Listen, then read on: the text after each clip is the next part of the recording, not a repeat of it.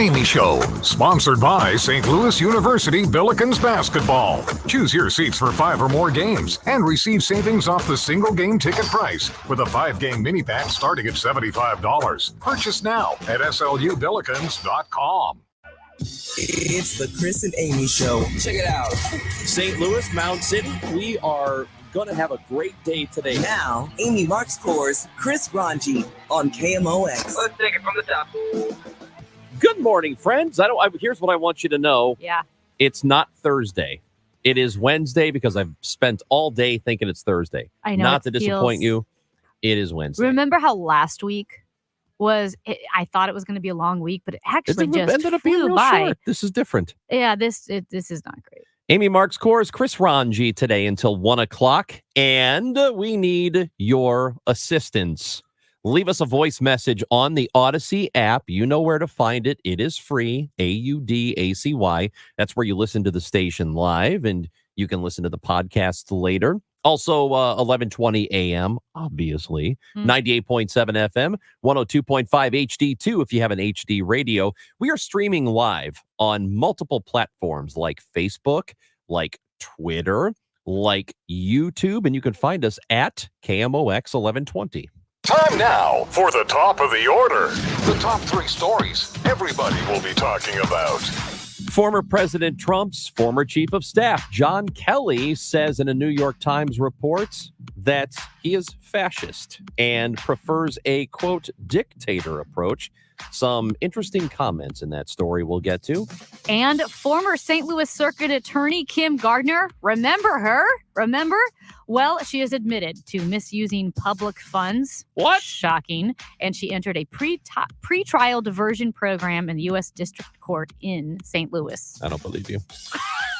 Former Cy Young and Rookie of the Year, former Cardinal as well, Fernando Valenzuela, dies at the age of 63. That is really sad stuff because that guy was fun, man. I know we're going to talk about Fernando a little bit later. We'll talk to Matt Pauley about him. We will talk to Adrian Burgos Jr., who is a baseball historian and specializes with Latin baseball. And what Fernando meant in the 80s, he was such a big deal for a while and ended up having a really long career, played for the Cardinals for a short period of time, but he did put on a Cardinals uniform. So we're going to talk about all of that coming up. Also, Alex Oliver, who is he owns properties. He is buying up a bunch of properties on Washington Avenue with plans to turn them around or hope that there is a resurgence on that street. We will find out what his plans are, what the likelihood is that there could be some revitalization in that part of downtown St. Louis, because as we know, we need it.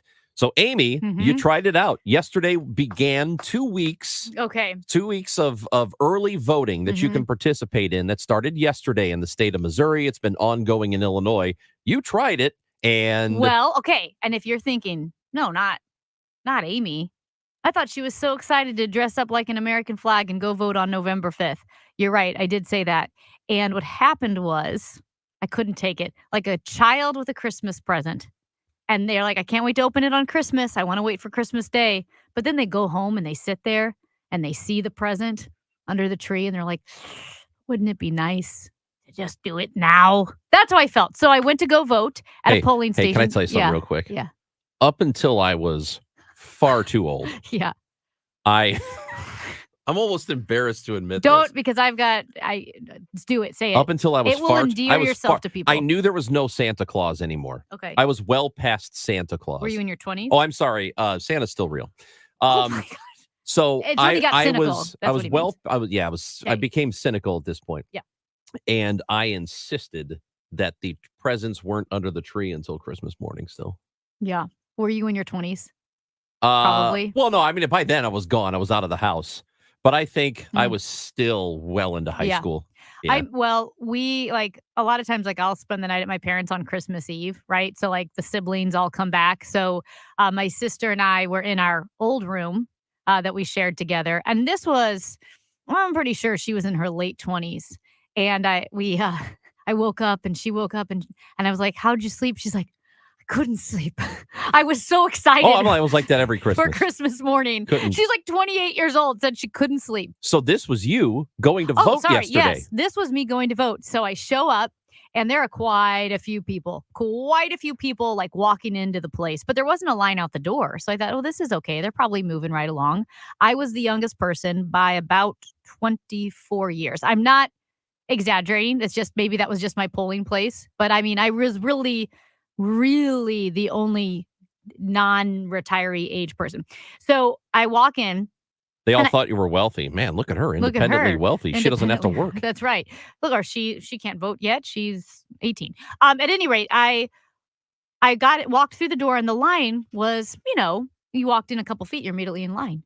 And I thought, okay, well, this looks kind of long. And then this older woman walked by and she goes, "Hang in there, everybody. Just hang in there." I was like, oh, wow, that's weird. What does she mean by that? And then another person said, does anyone have any of their absentee ballots? Like, I guess, I don't want to give false information, but she was just asking about like if you were just dropping something off. I'm not really sure what it was.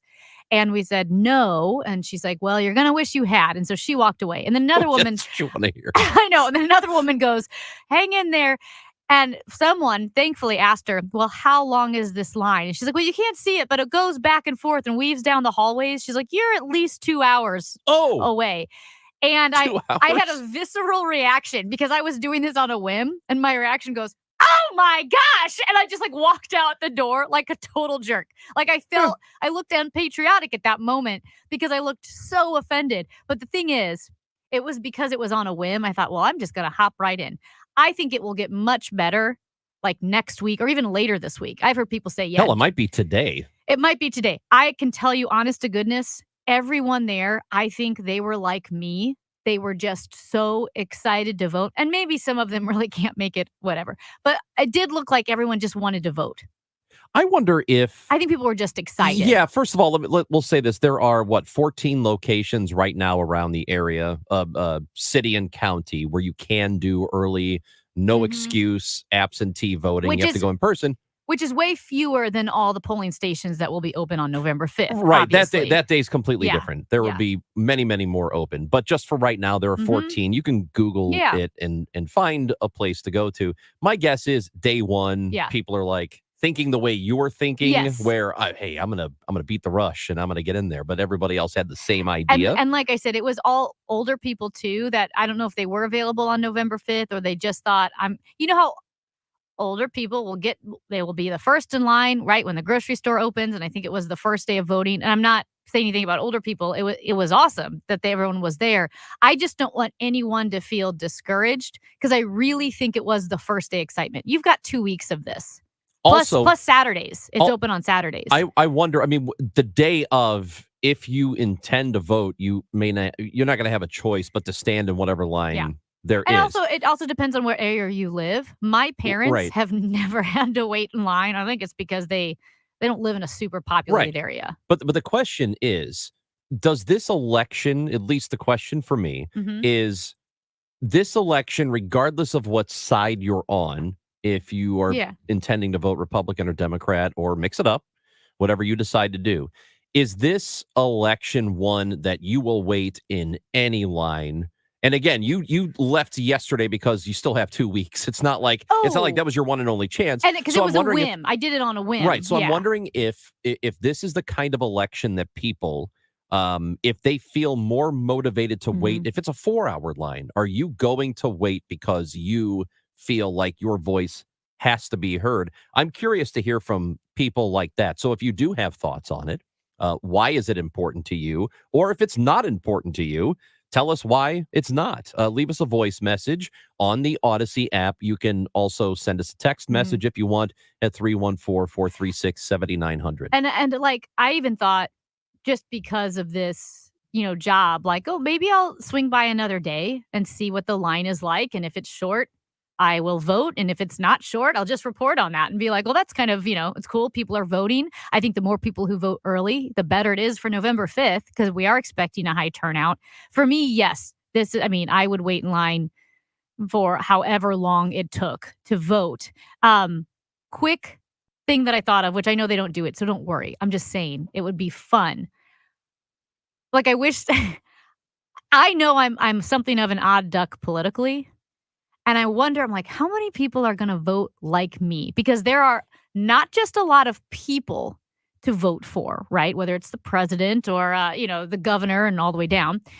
But there are several amendments. In addition to 2, 3, 5, there's 6 and 7. There's several St. Louis County propositions. And I'm like, I wonder in St. Louis County, like, how many ballots are going to look exactly like mine? Because I feel like I'm an oddball.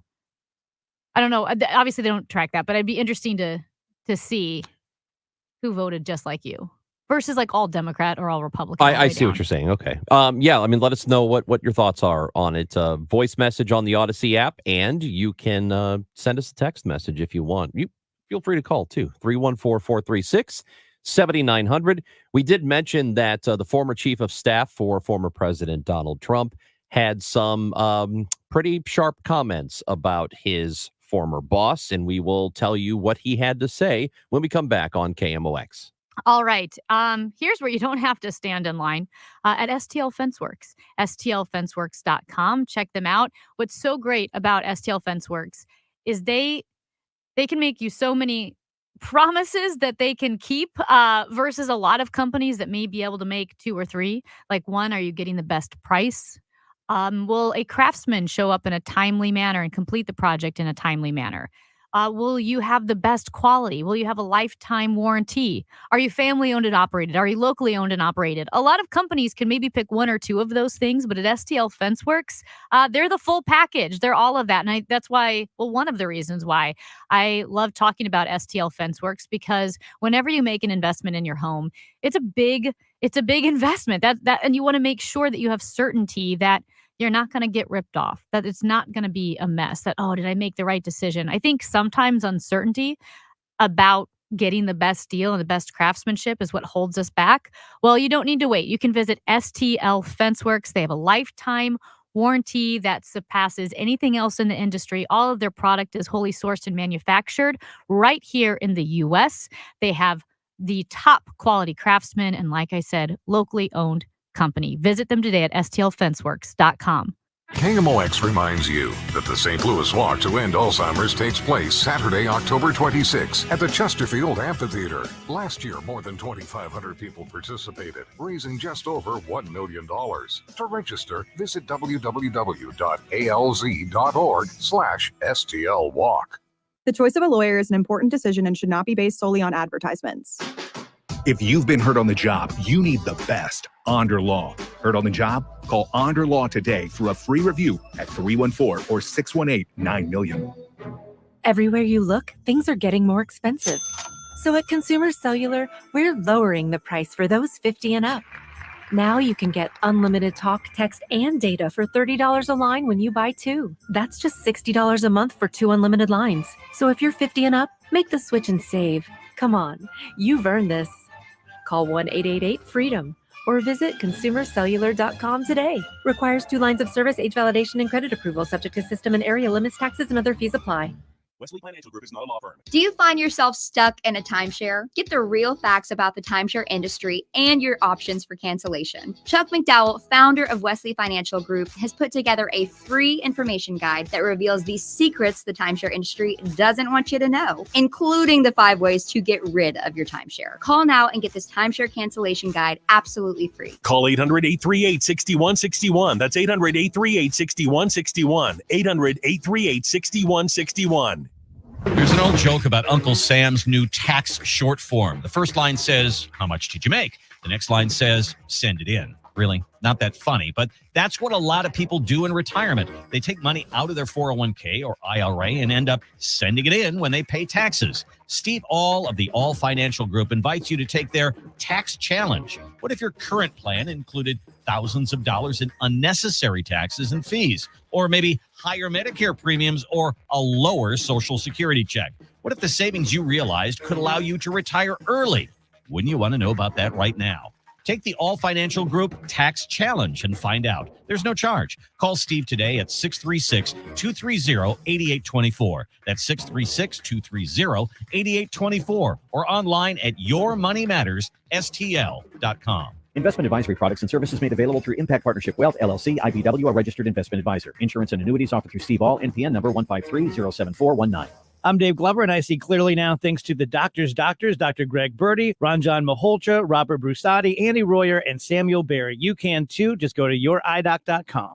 Wow, honey, have you seen the electric bill? Yeah, it's out of control. But have you heard of Navien tankless water heaters? Tankless? How does that even work? Well, instead of constantly heating and storing water, it only heats water when we need it. So much more efficient than our giant tank heater. That sounds great. Let's look into Navien. Already on it. Imagine all the hot water you need only when you need it. Bulky tanks are history. Navien high-efficiency tankless is the future. Compact, wall-hung units free up floor space, lower energy bills, longer life than tanks, and a 15-year warranty. Find out more at tanklessmadesimple.com.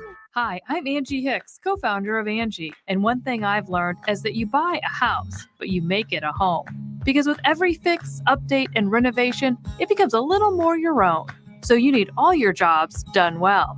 For nearly 30 years, Angie has helped millions of homeowners hire skilled pros for the projects that matter. From plumbing to electrical, roof repair to deck upgrades. So leave it to the pros who will get your jobs done well. Hire high-quality certified pros at Angie.com.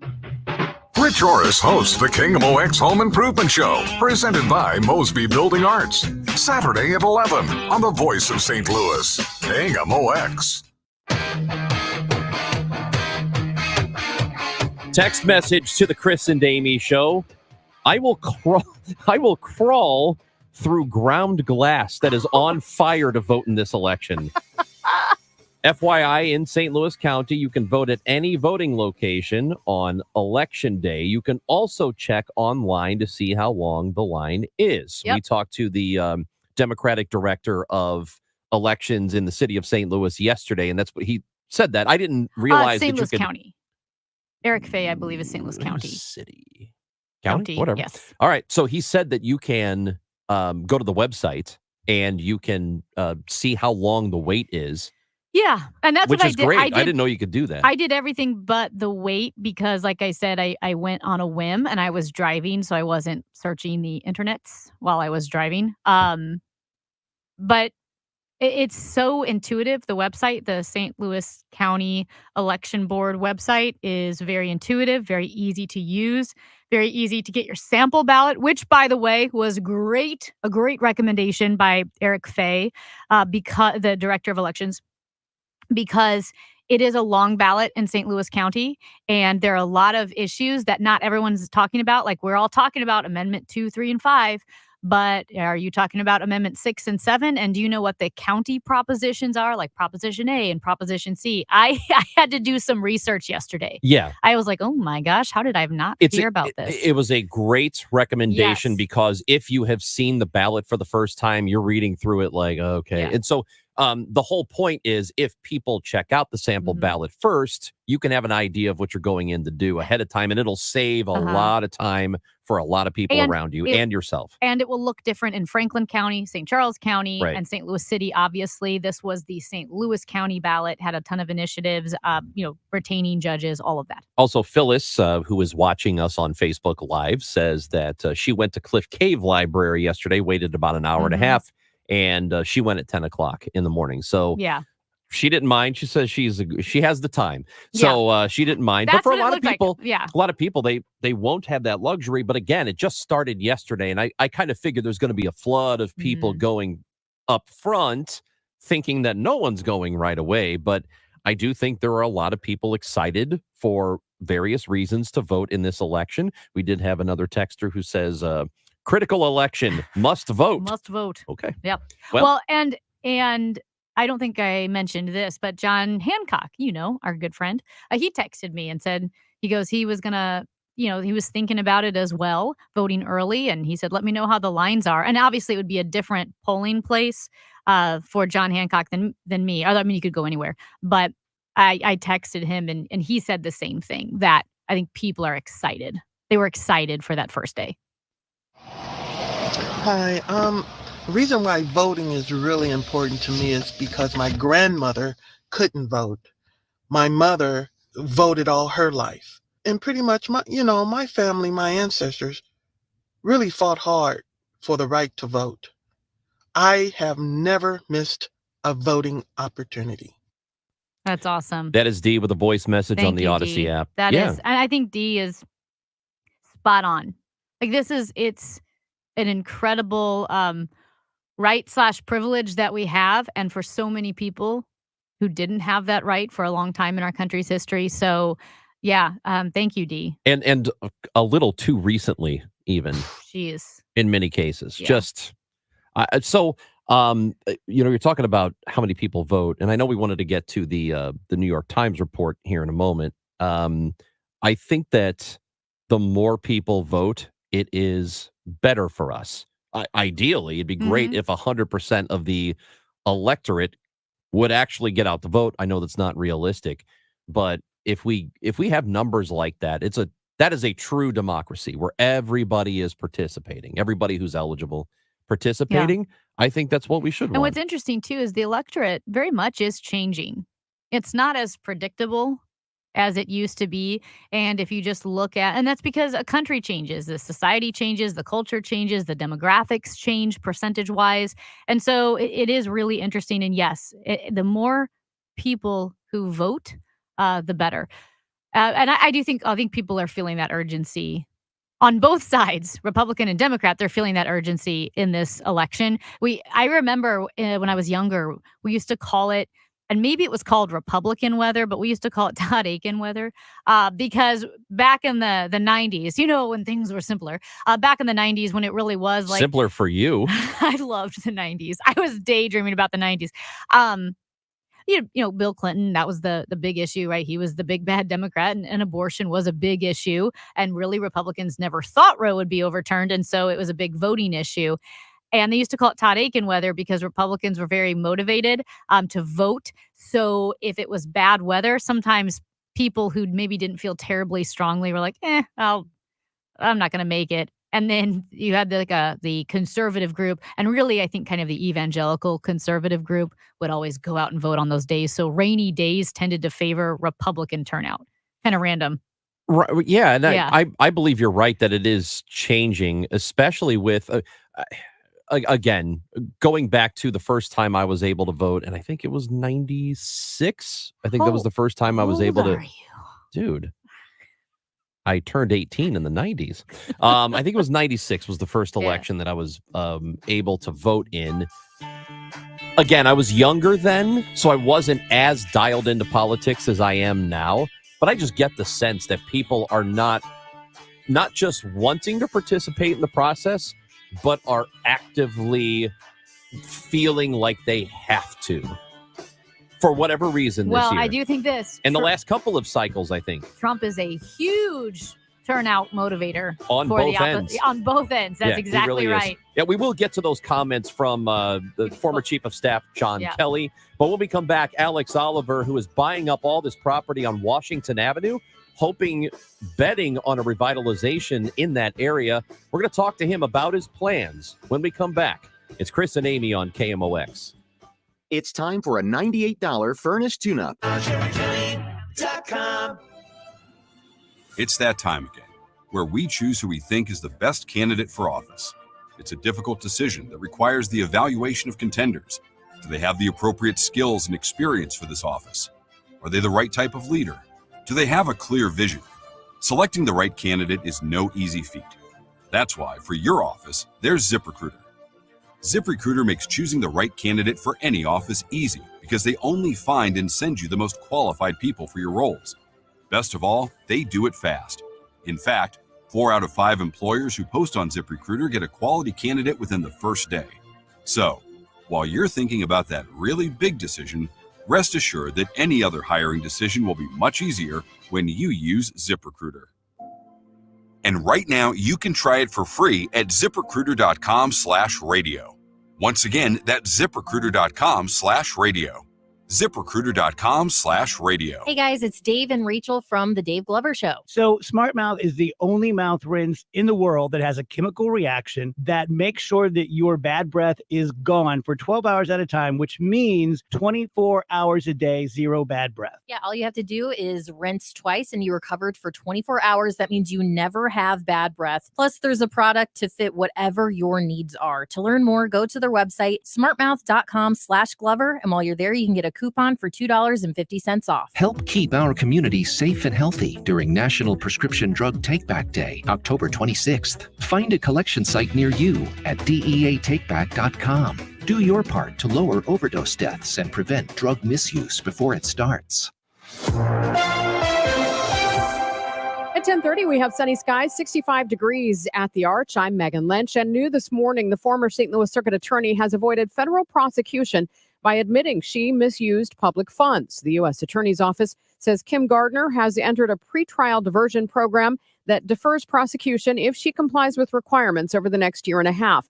Federal officials say Gardner arranged for reimbursement of fees assessed by the Missouri Supreme Court following her office's prosecution of former Governor Eric Greitens. Checking the forecast today, it's sponsored by Financial and Tax Strategies. Sunny to partly cloudy skies, not quite as warm as yesterday. A pleasant day, a high of 73. Partly cloudy, chilly tonight, an overnight low of 45. And then sun with some clouds, a warm afternoon tomorrow, a high 73. 65 now downtown at the Arch. I'm Megan Lynch, KMOX News. It's never too early to start thinking about your retirement journey, and it's never too late either. You just need to know that the steps may look a little different. Listen to Wealth and Wisdom with Gary Goldberg, Saturday mornings at 7 here on KMOX. Weather can be unpredictable nowadays, but your local news station on the free Odyssey app has got you covered. Whether you need an umbrella, windbreaker, or an extra layer, or two, we'll let you know. Download the free Odyssey app and search for your local news station to listen on your smartphone or ask your smart speaker to play it before you head out the door. Download the free Odyssey app and search for your local news station. That's AUDACY. Broadcasting from the Underlaw Injury Lawyers, GetJim.com studios. KMOX. If you're thinking of getting new hardwood, carpet, laminate, or vinyl flooring at one of those big box or discount stores, put it on hold. As in Reinhold. Reinhold Flooring, covering St. Louis and beyond since 1988. Residential or builder, you'll find everything you need in our showroom on Telegraph. When it comes to investing in your home, you want the best in carpet, laminate, vinyl flooring, or area rugs. Put those others on hold with Reinhold Flooring. Stop by Telegraph Road or learn more at reinholdflooring.com. This is Ari Azim, founder at Tax Hardship Center. Do you owe the IRS more than $25,000 and wonder where you stand with them? Are they poised to levy your bank account or garnish your next paycheck? Are you aware you can find out where you stand with the IRS without talking to them? Everything is in the IRS transcripts. The transcripts can let you know if you're at risk of or safe from collection actions like a bank levy or paycheck garnishment. It even tells you the exact date when your tax debt expires. But don't call them, as it can trigger their collection process. At Tax Hardship Center, we're providing the first 10 callers with a free tax report valued at $495 that shows all of this information. So for the listeners out there, call now, 800-411-6406. Our team at Tax Hardship Center will provide the first 10 callers with this free tax report, which will help you see things clearly without poking the bear. We have live professionals ready for your call. 800-411-6406. 800-411-6406. That's 800-411-6406. If you're experiencing low energy, brain fog, or bloating, then your body might need a detox. Active Liver from New Nordic makes it easy to help your liver to detox your body all year long without major changes to your diet or lifestyle. Active Liver is available in stores at CVS or online at Amazon. I'm Tom Ackerman. This is KMOX, the voice of St. Louis. On Washington Avenue, we close our eyes and hold our breath. Chris and Amy show on KMOX. We are having ourselves a little Wednesday here, I would say. It's a great Wednesday. I think so. It's nice outside. Wait too. for the 12 o'clock hour. Oh, it's going to be lit. Bro. The Quiver River Electric guest line is active, baby. And for the first time, we go to it today. And as Amy and I are often discussing revitalizing downtown St. Louis, and just this city needs a real shot in the arm. In fact, probably multiple shots in the arm to get it going. Yep. And the number one thing it needs is people. People. It does need people. I thought you were going to go with me on that. I didn't know exactly what you meant. But yes, people. It needs people. It also needs people to invest. It needs things to happen in the city. Alex Oliver is the CEO of Oliver Properties and has purchased, at last check, 5 different buildings on Washington Avenue, and he's got several more under contract. And Alex Oliver is with us on KMOX. Good morning, Alex. How are you? Good. Good morning, guys. Yeah. So is that number correct? You've bought 5 buildings. You have 6 that are under contract at the moment. Yeah, 6 various parcels. Some are parking lots, some are other properties, but yes, they're all right along the Washington Avenue corridor. Okay, so what would you say, generally speaking, why are you buying these properties, and what is your plan for them? So we're focusing on acquiring properties that are distressed, quite honestly. So the comment you made earlier was absolutely exactly right. We need more people downtown, and most of these are apartment buildings that have high vacancy. So they have a lot of units that are vacant in them. And what we're seeing is an opportunity to bring in strong management and strategic investment to renovate the apartments, upgrade the community spaces, and bring in strong management, and then attract residents who want to live in what is awesome on Wash Ave, a very walkable neighborhood. So the amenities are great in the building, and they can walk out their front door to restaurants and shops. And it's a really active, walkable neighborhood. And then we're also bringing in recruiting new retail tenants to continue that street front activation. So there's more stuff to do. That way there's more people who want to be here because there's more things to do. And the more people that are here, the more they sustain those restaurants. Let's give people a little bit of background because you are not from St. Louis originally, and you started this big project in rehabbing one of the premier streets in St. Louis without knowing much about rehabbing or really the city of St. Louis. So how did you get into this? Well, so that's true, but also I have been around St. Louis for a little over 15 years. Okay. So I'm a transplant. My wife and I moved here in around 2007, 2008 area, and we started buying rental properties and rehabbing properties in 2009. So it's been about 15 years we've actually been in the property management, renovation, and real estate investing world of St. Louis. So we've gotten to know a lot of the different neighborhoods around the city, learned a lot about management and operations and what works well and what doesn't work well. And really, I think we found a specialty in, turnarounds, in taking on properties that are not performing well, and in some cases, neighborhoods that are not performing well, and really helping the property thrive and add more residents and add more people and add more retail to the neighborhood. So we took those kind of 14 years of experience and figured out where do we want to focus our energy and effort, and where do we think we can be most successful. And that's why a year ago, pretty much almost exactly a year ago, we pivoted our focus specifically downtown and pretty much exclusively along Washington Avenue. So there was a time, and I was out of town at this time, but there was this this resurgence of Washington Avenue. Of course, the Rams were here in town, so that helped. It helped having them there. But Washington Avenue was, and I was hearing back home people talking about folks living on Wash Ave and moving into it. What was going well then?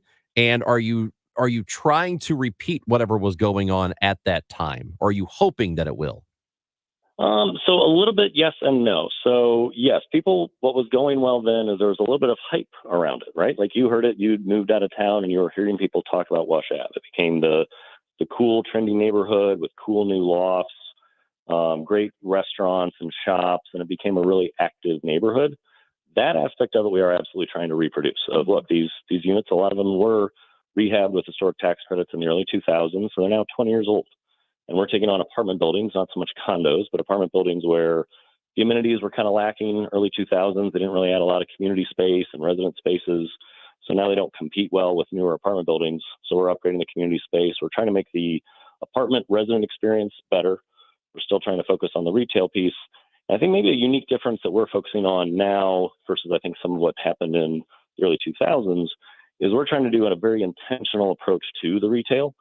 Because what happens right now, there's a lot of different owners of different properties along Washington Avenue. Well, if you can imagine being in a shopping center like out in St. Charles, and you ended up with a different owner of every single storefront in a shopping center, you end up with a real hodgepodge of retailers. Mm-hmm. And so we're trying to focus on, assembling properties so we can have a unified strategic approach of what retailers become amenities to the residents and the businesses and the employees who are in the neighborhood. Yeah, I mean, it's such a great point. And I know Sarah Fenske wrote a great piece about you and your vision in STL Magazine.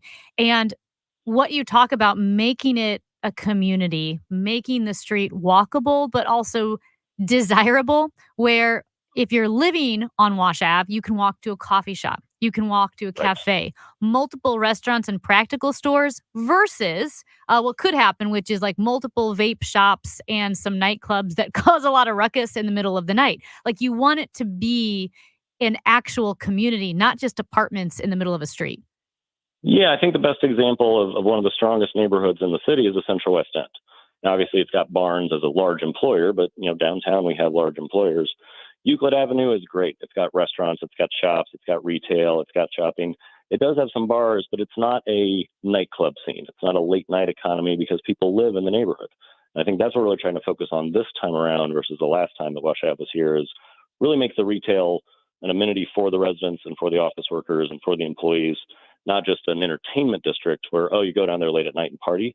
It's more, hey, you live down here, you work down here, you can go out and get food and drink and shop and everything else, and it's a convenient neighborhood. So is the city on board with that? I'm assuming you've spoken with representatives from the city about what the intentions would be in trying to curb the nightlife and having it more of a retail area, and how they could help you do that. Yeah, I mean, we talked to the city. We work with GSL, so we've utilized with some of the retail tenants we are moving in. GSL had a retail incentive program, so GSL Greater St. Louis. So we utilized their retail incentive program to help do some build out for some of the retailers that we were trying to attract. So we certainly had support. We're really focusing on existing properties. So for the most part, we're really not, looking for a lot of incentives or needing a lot of government intervention in what we're doing. Most of ours are pretty much, free market forces are what's working for us. So that's also been an advantage, I think, is that we're not needing a lot of leverage from, outside resources to make our plan work. So as Amy said, and you touched on it a bit too, we just need people to be in that area. I'm more curious about what you need first. Do you need people to live there first, or do you need things that people can do in order for them to live there first? Which that is definitely the chicken and egg battle that we have in this world of real estate development and kind of pseudo economic development. Is they definitely go hand in hand. The advantage we have is that most of what we're taking on are existing apartments, so there is some base here of some existing residents, and then we are focusing on attracting more retailers, bringing more retailers that are amenities.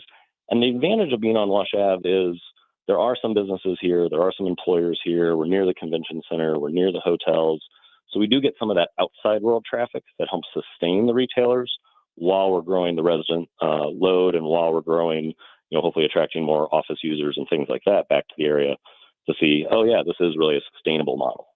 Yeah, and you talk about what you mentioned with being able to maybe help curate the type of businesses that are on that street, not being at the mercy of whoever wants to pay the highest, but really make it a desirable community, a livable community. But you've also kind of gone beyond what most developers do. There in the Sarah Fenske piece, there's a story about a trouble parking lot, a parking lot that was kind of run down, was a source of trouble. You purchased it. You not only put in new street lights around the area, but you're going to fence it, secure it. Like, you're taking care of trouble spots as well. Yeah, and I think that's to the point you guys brought up earlier. The neighborhood is in a bit of a turnaround mode. It's needing some challenges addressed and some of the problems that caused some of the issues before. And this overall goes back to my strategy with the retail as well of assembling the control. So we can say, look, how do we program a parking lot that it's an amenity to residents and retailers? How do we program the retail storefronts so it's amenity for the residents and the office workers and the employees and the conventioneers? So it's really a holistic, almost neighborhood approach of all of these pieces need to work well together. And again, that fractionalized ownership that's currently existing in some of these makes that very difficult for a parking lot owner to be incentivized, say, well, why would I try to, put up more fencing and more gating and make this parking lot secure? There's only so many daytime office workers who are down here now. And we're saying, well, no, that's an amenity for our residents because now they can have secured overnight parking, and it's amenity for the retailers because now their customers can park in a secured lot. So it allows us to take a bigger picture view than just these individual owners sometimes are able to.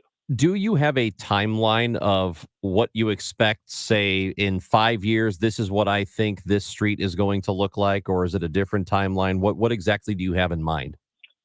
I mean, we're already seeing momentum. That's one of the really exciting parts. So it's only a year ago we really started our acquisitions down here. So we closed on our first property, which is 6 Cord Lofts. That's right at 1000 Washington.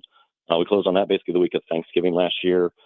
In that block, we've already had a new retailer, a new Buddy's Wine Bar just opened across the street last week. We've signed a new lease with a restaurant that's going to open in our building. In the block next to it, we're in the process of finalizing a lease for a new tenant over there. We've got another lease that we're finalizing on a large restaurant space. So even within 12 months, we're already seeing momentum in these 2 blocks. So I think we might be surprised at how fast we see this momentum building. I think a lot of it ties to, we're big supporters of the, Downtown North just launched a new CID, a community improvement district. They've got some really ambitious plans with attracting geospatial tech firms and other growth firms to add more jobs right into our pocket right here at kind of Tucker and Washington. So I think in the next 5 years, we will be really surprised at how dramatically, the Tucker and Washington corridor or intersection has really become kind of the heartbeat of downtown. Very, very cool. I mean, and it, like I said, looking at the whole plan, the whole vision, it's exciting that you have that vision, you're taking action on it, because it's sad to see premier thoroughfares like main arteries of St. Louis City fall into disrepair, not be walkable, not be livable. When, like I said, Ranjan and I have talked about this downtown. I'm the key person who should be living downtown, right? He's a key person when he does live in the city, but we're working downtown and you want more places to walk to. And if you're creating that on Wash Ave, I imagine that becomes desirable almost immediately. Oh, absolutely. Again, we're starting with good bones. The properties are here. They've got amazing historic character. The apartments are really cool and trendy. The street, just the architecture of the buildings lining both sides of the street really just feels like you're, in a world-class city, quite honestly. Along Wash Ave, you don't have 30-story high-rises casting large shadows on the street, so it feels more open and bright and green. So it's incredible, especially right now. The leaves are turning on all the trees on the street, and it really feels amazing walking down the street. So, yeah, it's building on that momentum that's already here, I think, is why we've really chosen to focus on Wash Ave. I think it's a lighter lift to build the momentum, and then that momentum hopefully does spread throughout all of downtown. Alex Oliver, we wish you the best of luck. We hope that this really does take off. And of course, we want what's best for the city. And it sounds like you do too. Thank you so much for giving us your time today. Well, I really appreciate the time. Alex Oliver, CEO of Oliver Properties. Would be really cool to revitalize Washington Avenue once again. That would help. It would go a long way to helping downtown in its entirety. So we'll see how it goes. Best of luck to him and to us. To us, Amy. To us. It's Chris and Amy on KMOX. A person makes the time for what they love. And we make the space. 1-800-GOT-JUNK makes the space. We make the space for possibility. The space for yoga. The space for lifting weights. The space for dancing. The space for living your best life. And what does a person need to do to make all this happen? All you have to do is point. We make space for possibility. When you want to make junk disappear, call 1-800-GOT-JUNK. or visit 1-800-GOT-JUNK.com. We interrupt with a special report from the Missouri Lottery. With a new millionaire every 8.1 days last year, there's no shortage of Missouri Lottery winners. However, there is currently a shortage of confetti. This may impact all confetti-related activities, hullabaloos, whoop-de-doos, jamborees, shebangs, and any and all festive goings-ons. Rest assured, Missouri Lottery winners will receive a single confetto with every big win for the time being. We apologize for the shortage, but not the winning. Thus concludes this report from the Missouri Lottery. Winners welcome. Play responsibly.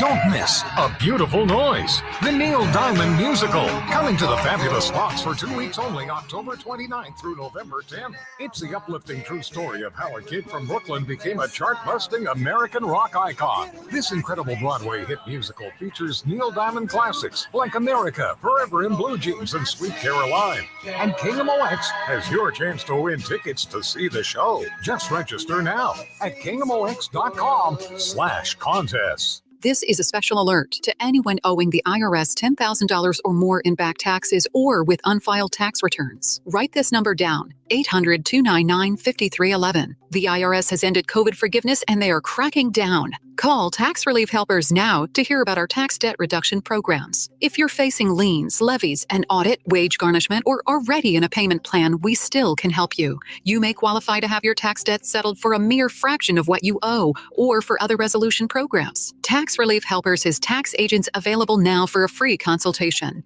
TRH has already helped thousands of taxpayers qualify for these generous relief programs, earning them an A rating with the Better Business Bureau. If you or your business owe 10 or even hundreds of thousands to the IRS, you don't have to be afraid anymore. Call our relief hotline now to see what savings you may qualify for at 800-299-5311. 800-299-5311. Once again, that's 800-299-5311. She learned the value of hard work and responsibility at her family's small business at an early age. Ann Wagner took those same hard-working Missouri values to Washington. She's made it her job to keep the radical left from harming your job. Today, in the midst of Joe Biden's out-of-control inflation, Ann Wagner protects us by working to lower costs for families. As a mother of 3, she understands the work and has done it to keep your home and community safe. That's why Ann Wagner fought to secure our border and stop traffickers from smuggling fentanyl and illegal immigrants into our communities, and why she gave law enforcement the tools they need to defend us. And Ann Wagner took a stand against the defund the police radicals who will leave us in harm's way. She'll always back our brave law enforcement officers, putting conservative values to work for us. Ann Wagner for Congress. Paid for by Ann Wagner for Congress. I'm Ann Wagner, and I approve this message. If you need a new garage door, this could be your lucky day. Entries are now open for the $5,000 sweepstakes at Overhead Door Company of St. Louis. A winner will be chosen at random to receive $5,000 towards new garage doors, openers, or front entry doors of their choice. Deadline to enter is the end of the month to win the $5,000 sweepstakes with Overhead Door Company of St. Louis. Enter now at overheaddoorsstlouis.com. You can't win if you don't enter at overheaddoorsstlouis.com. If you owe the IRS, you have a legal issue, and you need the Lance Drury Law Firm. We'll protect your rights. Log on at lancedrurylaw.com. Retiring soon? Get the information you need by joining Kyle Jones and Matt Allgeier of Fire Capital Management for your retirement highway, Sunday mornings at 9:30. Investment advisory services made available through Pine Ridge Advisors, LLC, a registered investment advisor. Securities made available through AE Financial Services, LLC, member FINRA and SIPC. I'm Sean Malone. This is KMOX, the voice of St. Louis. Now, did you see this with Chris and Amy? Amy, did you see that if you have a quarter pounder right now at McDonald's, it might make you sick? I did see that. Maybe. Potentially. Health officials are investigating an E. coli outbreak, which has been linked to McDonald's quarter pounders in multiple states. This is according to the CDC. It is not yet known which ingredient in the hamburgers. Hey, wait a minute. There's supposed to only be one ingredient. Meat. Which ingredient in the hamburgers is making people sick. Okay. Like, so are they saying, well, it could be our spice mix? Is that what they're saying? I don't know. At least 49 people in 10 states have been sickened. One older adult in Colorado has died. That's 10 awful. people in the hospital, including a child who developed a kidney disease. Oh my gosh. Yes. So McDonald's. How many states did you say? 10 states. 10 states. 10 states so far. McDonald's is working with the CDC. They have stopped using these slivered onions and the quarter pound beef patties in several states as of right now. What if it's, well, maybe the slivered onions do go to all the stores. Maybe it can't be the lettuce because maybe the lettuce is local. Well, is there lettuce on a quarter pounder? I don't think so. I think the Big Mac has lettuce. Drew says the quarter pounder does not have lettuce. Okay. The Big Mac does for sure. Does. I know I've seen because the it's got picture. the dressing on it too. Yeah. That's awful. Why would you rather get sick with E. coli or the bacteria at Longhorn Steakhouse? Oh, sorry, the one that has the since Shigella? reopened. The Shigella. I feel like E. coli. Shigella creeps me out even more. Shigella's contagious. I know. You can give it to other people. Ugh. Okay. American Airlines being, well, they're cutting down on the fun. Here's the thing. They already make you feel pretty bad with all the boarding groups. Like, okay, if you are military, you board first. If you are, have some type of a disability that would make it more difficult to board, we get that. And then okay, family and friends. And then their first superstar platinum members. Okay, they're diamond members. Great. Gold members. And then about 10 minutes later, you get to group 1. I was in group 9, and then group 2, and then group 3. So now basically the entire plane's almost boarded. So once they get to 7, I'm like, I'm just getting in line. I mean, everybody, it's been 35 minutes now. Well, they are going to cut down on cheaters. Oh.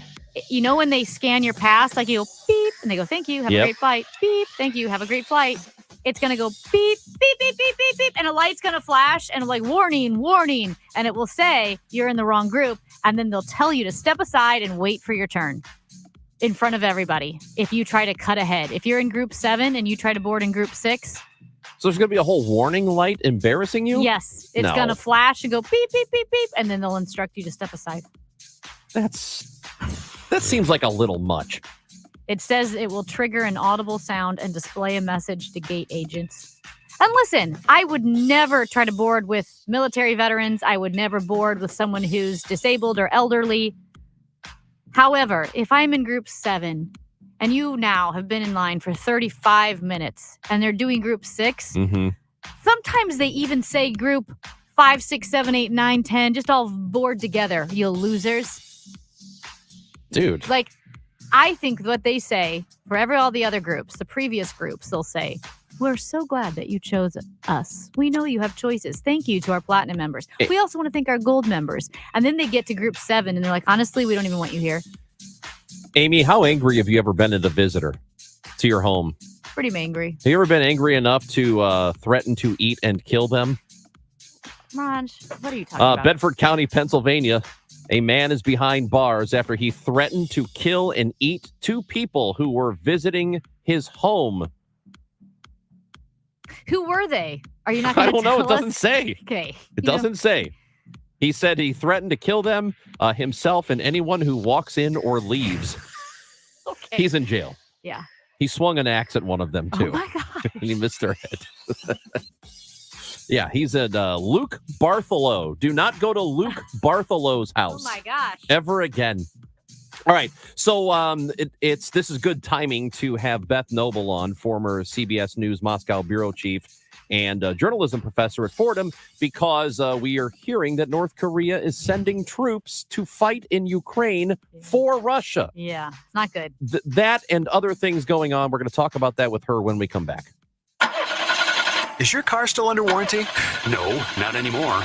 My mechanic just suggested an extended service plan from Ox Car Care. Ox Car Care? Yeah, Ox will cover repair bills if anything happens to the car. New brakes, transmission, AC, or engine problems. Plus, Ox Car Care offers free oil changes, tire rotation, and roadside assistance. Wait, you pay nothing on repairs? Ox gets it fixed? Free oil changes, free tire rotation, and free roadside assistance? Yeah, you don't pay. Ox pays. Ox even has a 30-day money-back guarantee and is A+ rated on the BBB. They handle their claims from start to finish, unlike those other warranty companies. The last thing I need is an unexpected car repair bill. I'm calling Ox Car Care now. Call Ox Car Care for your free quote. 800-221-6319. Ask about senior and military discounts. Don't get stuck with a major car repair bill. Call Ox Car Care. 800-221-6319. 800-221-6319. Or go to oxcarcare.com. Prescriptions require an online consultation with a healthcare provider who will determine if appropriate. Restrictions apply. See website for details and important safety information. Subscription required. Price varies based on product and subscription plan. Hi, I'm Dr. Peter Stahl, board-certified urologist and Senior Vice President of Men's Sexual Health at HIMSS. In my 12 years of practice as a reproductive urologist, I've helped many guys with ED, and it has never been more convenient to treat than it is right now, thanks to HIMSS. It really wasn't easy before. You had to take time out of your day, come to a physical office, and see a specialist like me in person. Now, through HIMSS.com, you can get world-class sexual health care and a full range of treatment options for ED through a 100% online process. It starts with a free assessment from a medical provider licensed in your state who can determine if ED treatment is right for you. If prescribed, your medication is shipped to you for free. So don't wait. Join the hundreds of thousands of guys who've gotten help for their ED through HIMSS. To start your free online visit and find ED treatment at up to 95% off brand name prices, go to hims.com/joy. That's hims.com/joy for your free online visit. KMOX, KECK HD2, K254CR St. Louis. The legendary voice of St. Louis, KMOX. Always live on the free Odyssey app. Right now, 38 states allow for sports betting, including 7 of Missouri's neighboring states. Amendment 2 gives Missouri sports fans the freedom to bet on games too, and that will generate over $100 million for our schools without raising property taxes. Amendment 2 is endorsed by the Chiefs, Cardinals, Royals, Blues, and Missouri's 2 professional soccer teams, the KC Current and St. Louis City. These days, Republicans and Democrats don't agree on much, but the Republican and Democratic candidates for governor are both supporting Amendment 2 because it means more money for education. Amendment 2 isn't like the lottery. There's a strong constitutional guarantee. The new money from sports betting will go to our schools. $100 million for education without raising property taxes. Amendment 2 is endorsed by the St. Louis Post-Dispatch and the Kansas City Star. Vote yes on 2. Paid for by Winning for Missouri Education. Mike Pridmore, Treasurer. At 11 o'clock, we have sunny skies, 68 degrees downtown at the Arch. I'm Megan Lynch, KMOX News. McDonald's says consumers should feel confident ordering from its restaurants despite a deadly E. coli outbreak linked to its Quarter Pounder hamburgers. In an interview on the Today Show, McDonald's U.S. President Joe Erlinger said Wednesday the company quickly removed the Quarter Pounder from its menu in the 10 states where people were sickened, as well as in several other states. Erlinger says the company believes it can restore consumers' confidence. The U.S. Centers for Disease Control and Prevention reported the outbreak late Tuesday. It's believed to be connected to the slivered onions McDonald's uses on the Quarter Pounder hamburger. Former St. Louis Circuit Attorney Kim Gardner has admitted to misusing public funds. According to a press release from the Eastern District of Missouri, Kim Gardner admitted to directing employees to issue a series of checks to reimburse her for a fine. The checks totaled just over $5,000 and were used to reimburse Gardner for a personal fine she paid when she was reprimanded by the Missouri Supreme Court for ethical violations during her time as circuit attorney. The diverted funds were deposited into her personal bank account. Gardner entered into a pretrial diversion program as part of her agreement and must avoid violating any laws and see a pretrial services officer for 18 months. A statement from U.S. Attorney Sailor Fleming says the outcome was fair and just for a former official. Sean Malone, KMOX News. Later tonight, Boeing's Machinist Union reveals whether striking members will return to factories after crippling production. Chris Van Cleve is CBS's senior transportation correspondent. But the costs for not getting this done, really, it's staggering. Boeing announced a more than $6 billion loss just in the third quarter. Estimates from analysts say this strike will cost them $8 billion and counting. Thousands of people are choosing to vote early. This is Stuart McMillan outside St. Louis City Board of Election Commissioners office with the totals from day one of no excuse absentee voting. A little over 4,000 people voted at all city locations. St. Louis County had 15,273 at 14 locations. St. Charles County tells me they went over expectations. 3,500 people voted at 2 locations. And in Jefferson County, a little over 1,000 at 1 location. They're adding 3 more this coming Monday. From the KMOX business desk, CBS's Stacy Lynn reports a popular snack is growing up. If it looks just like goldfish and it tastes just like goldfish, but it has a more adult name, is it still goldfish? Yes, it is. Pepperidge Farm is rebranding Goldfish. The iconic cheese cracker that smiles back will be identical to the OG, but it's being renamed. Introducing Chilean sea bass. So adult. The company says they want to show that they aren't just for kids, and it's okay for adults to shovel in a handful of goldfish or Chilean sea bass too. Don't worry, your little ones can still get the regular bags as well. Stacy Lynn. The snack that smiles back. Goldfish. CBS News. The Dow from Stifel this hour down 327 points at 42,597. A check of the forecast now sponsored by Comfort Solutions Heating and Cooling. Sunny skies today, a high of 73, cloudy and chilly tonight, a low of 45. And then sun and some clouds with another warm afternoon tomorrow, a high 73. Currently 69 in Florissant, 67 in St. Peters, and sunshine 68 degrees downtown at the Arch. If you're bothered by allergies or concerned about having healthy air quality, call Comfort Solutions Heating and Cooling. They carry a complete line of humidifiers, air scrubbers, and electronic air cleaners. Go to ComfortSolutionsSTL.com. I'm Megan Lynch, KMOX News. The Chris and Amy Show, sponsored by St. Louis University Billikens Basketball. Choose your seats for 5 or more games and receive savings off the single game ticket price with a 5-game mini pack starting at $75. Purchase now at SLUBillikens.com.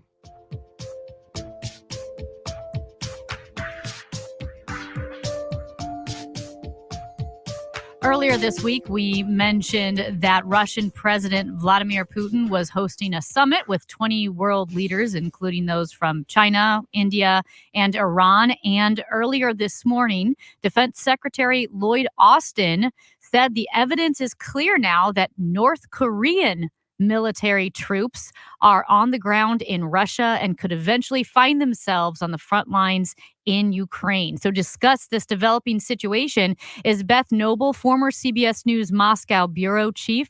She's the journalism professor at Fordham University. And Beth, thank you so much for joining us today. Yeah, thank you for having me. So let's start with the breaking news this morning that North Korean military troops are on the ground in Russia. What do we know about the number of troops and or if they've already moved into Ukraine?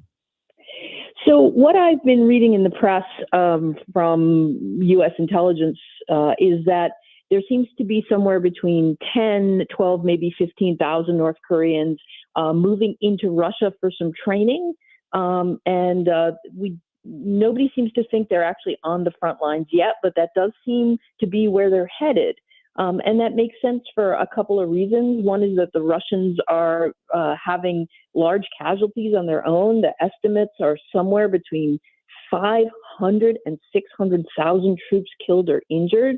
Russian troops in Ukraine, that's not even counting the Ukrainian troops injured there. And so the Russians are running down their manpower. I hate to say this, but if they're going to get these North Korean soldiers, they're going to put them in the most dangerous situations. And these poor kids are going to be like cannon fodder for the Russian military. Yeah, we were just talking before the interview about stories saying that some of these North Korean troops are actually deserting. Are they deserting once they get there? Is that what's happening? They're deserting once they get to Ukraine or once they get to Russia and they start to get their equipment or uniforms or whatever it is. Is that what's happening? I mean, there have been some reports about that. They're really hard to check because news coming out of that part of Russia where they are is pretty, hard to get around. But, the thing that's so interesting about these North Koreans is that they don't have a lot of real information either. They live in a news ecosystem where the North Korean government tells them everything they want their people to know. And so we don't even know what these people, North Korean soldiers know about what's going on. And if I were them and I heard, you're actually going to go fight a war and you're going to be on the front lines, I'd be looking for any way to get out myself.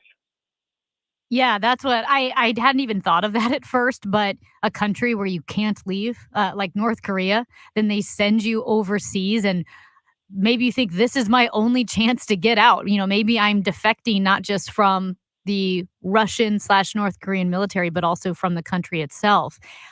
Speaking of that, now that we know Putin has alliances with dictators around the world, but the significance of this moment of seeing North Korean troops now standing side by side with Russian troops, what does this mean on a grander or global scale regarding two of our big geopolitical adversaries? Yeah, Amy, I think that's a really good question, and people are trying to figure it out. When Russia and North Korea signed a new agreement on military cooperation in June, a lot of people were asking, well, what does this actually mean? What's going to happen? There were all kinds of reports before that the North Koreans were sending Russia lots of ammunition, which they need for that war in Ukraine. But nobody was sure if they would be sending, actual men to fight there.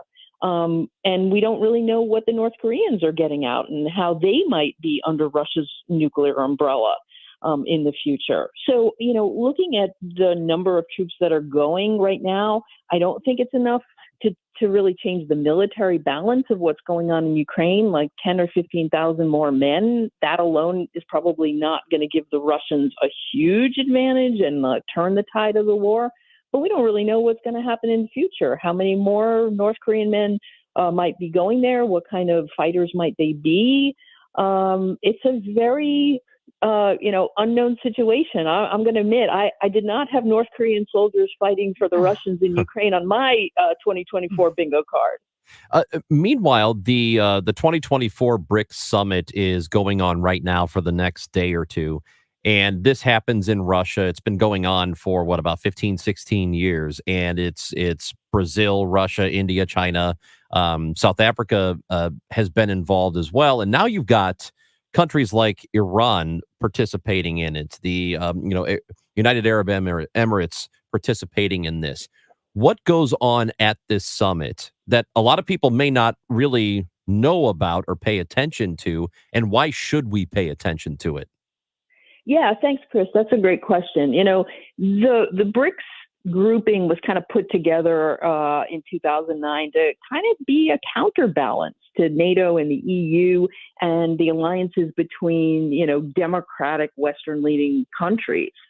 And, these are big countries. The BRICS countries represent about half the world's population and about a quarter of its economic strength. And then some of these are big militaries.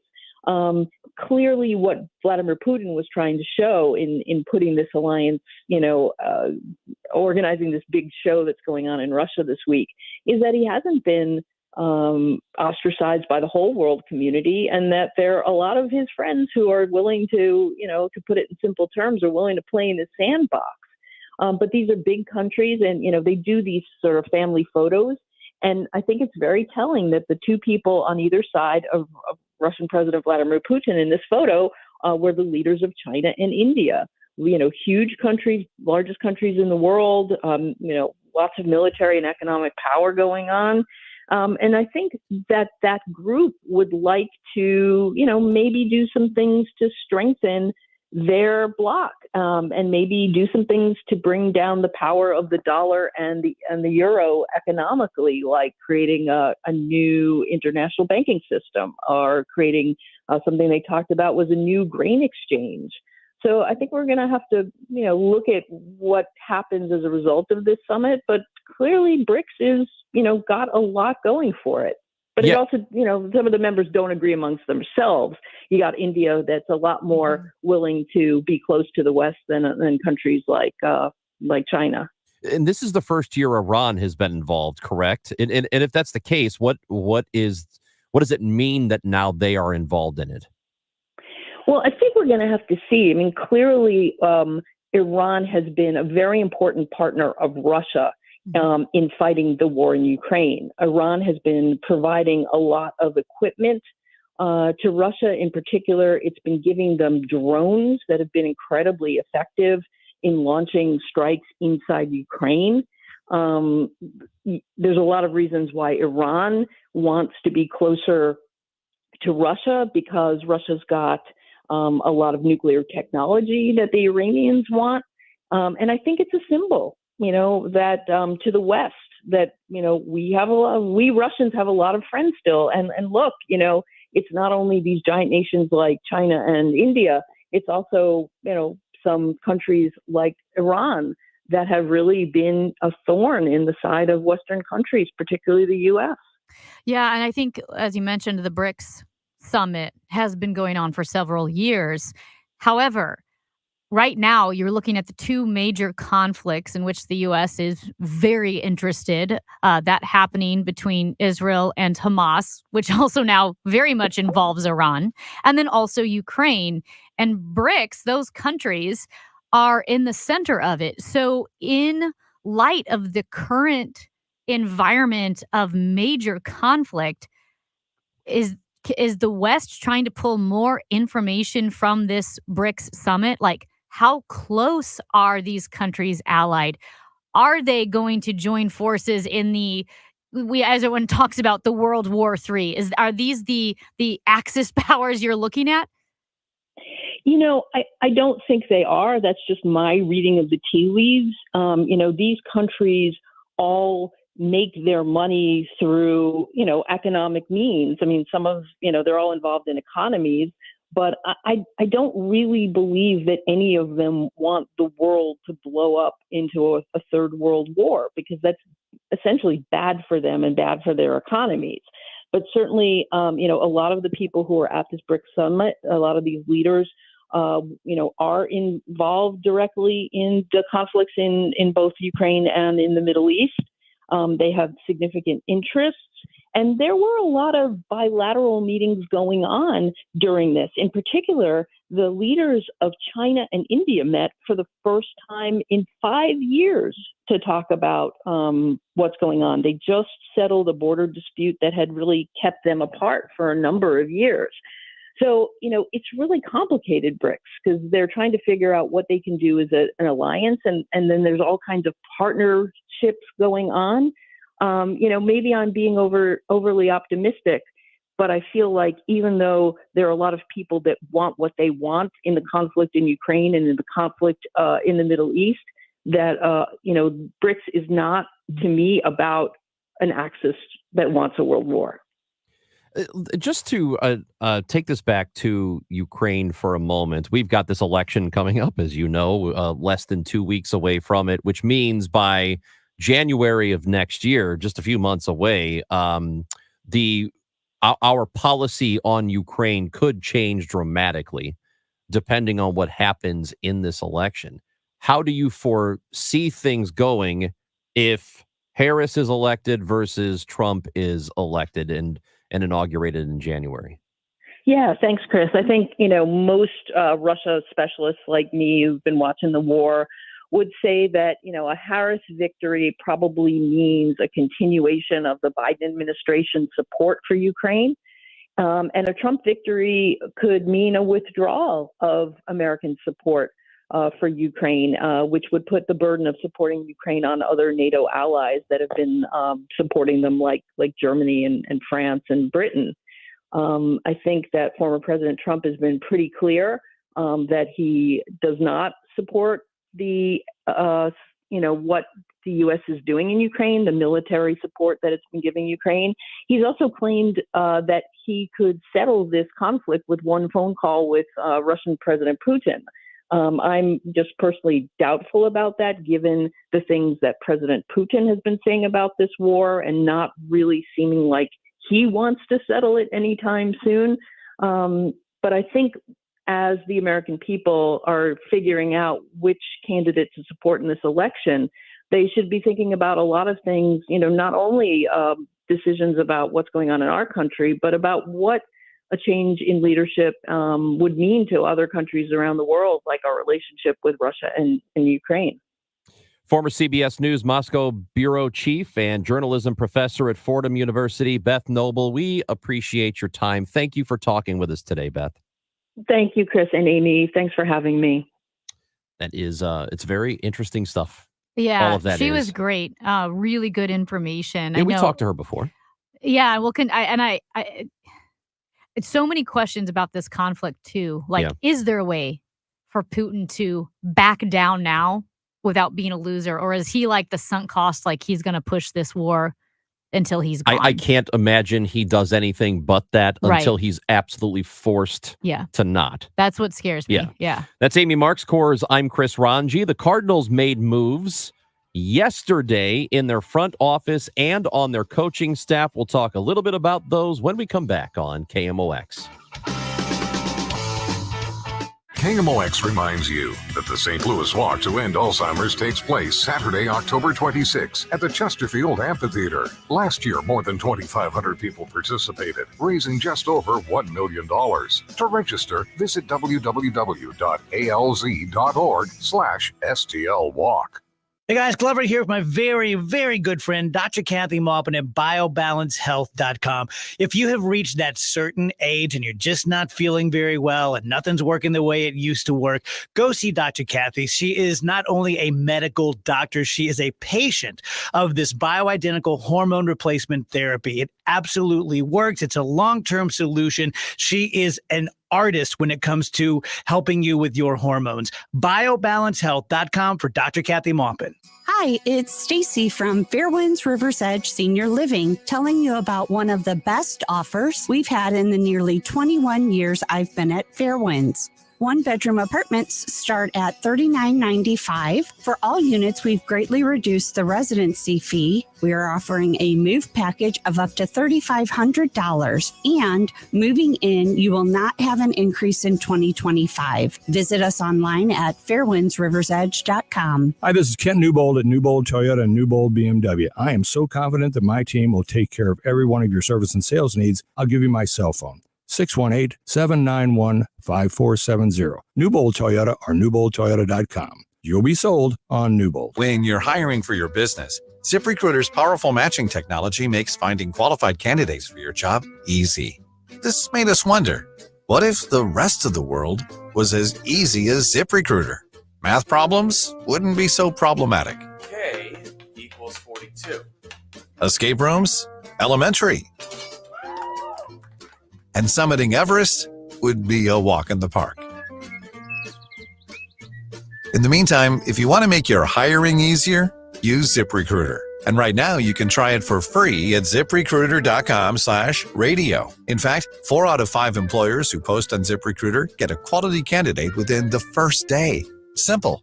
So, see what the world is like when ZipRecruiter does the hard work of hiring for you. Just go to ZipRecruiter.com/radio to try ZipRecruiter for free. Once again, that's ZipRecruiter.com/radio. ZipRecruiter.com/radio. Hey guys, Glover here, welcoming a brand new Michaels to KMOX. Michaels Baths joins KMOX and the DGS. If you're ready to remodel your bathroom, get rid of the old shower, replace it with something more modern, maybe a walk-in shower with safety features, call Mike and his team. Family owned and locally owned, always 30 to 50% lower than the competition. Michaels has all 5-star reviews on Google and an A+ BBB rating. That's Michaels Baths, 636-775-0800 or michaelsbaths.com. It's a night to be entertained and inspired. The Musial Awards return to Stiefel Theater Saturday, November 23rd. You can be in the audience for this nationally televised event hosted right here in St. Louis. Named for Stan the Man, the show celebrates the year's greatest moments of sportsmanship and those who embody class and character. Experience the extraordinary moments and people that make the Musial Awards an event like no other. The Musial Awards, presented by Maryville University. Saturday, November 23rd. Tickets at musialawards.com. Do you owe $10,000 or more in credit card debt or personal loans? With credit card debt at all-time highs, Debt Relief Advocates is urgently notifying consumers of debt relief now being made available, designed to aid consumers with out-of-control credit card debt. Those who qualify and enroll for this relief program will only have to pay back a fraction of what they owe. This is not bankruptcy or a debt consolidation loan. This is a relief program that credit card companies would rather you not know about, as it ends your debt nightmare and saves you lots of money. Consumers owing at least $10,000 in credit card debt or personal loans can now take advantage of this debt relief as the cost of living skyrockets. Debt Relief Advocates has established a relief hotline for you to call to learn what debt reduction you may qualify for, so don't wait. For this free information, call the Relief Hotline at 800-525-8448. 800-525-8448. 800-525-8448. Diverse opinions, mutual respect. That's the politics you'll find at KMOX. Your connection to St. Louis and the region.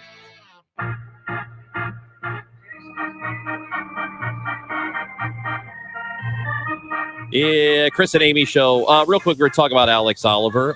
We talked to Alex Oliver, who is buying all the properties on Washington Avenue. 5 so far, 6 in the hopper. And this texter says, we are so excited about the vision of Oliver Properties. We moved here 6 years ago from Cincinnati, and this is what we had hoped for when we chose to buy a loft near Washington Avenue. And now the hope is just more people do it. More people buy in. 100%, because it is so cool. And those lofts, oh my gosh, I love those historic buildings. Hey, quick update from Hockey Amy. The St. Louis Blues, they fell to the perfect Winnipeg Jets. The Jets are 6-0-0 on the season. The Blues now 4-3-0. But an update coming from the organization today, General Manager Doug Armstrong announced that Robert Thomas has been placed on injured reserve. He has a fractured ankle. He will be reevaluated in 6 weeks. That's a bummer. That is not great. I mean, it's a bummer that anyone gets hurt, but Robert Thomas is a huge asset to the Blues offense, and he'll be missed. And that just broke within the last few minutes, too. Yeah. That injured reserve. That sucks. A broken ankle? Fractured. Well, that's what a break. What do you think a break is? Well, sometimes when you say a break, you think of a snap in half. Maybe it's a crack. That's broken. Okay, fine. Listen, I'm trying to be positive. I'm trying to be positive here. Would you say a glass with a crack in it is broken? I would say it's cracked. But it's not broken. But you can still drink out of it.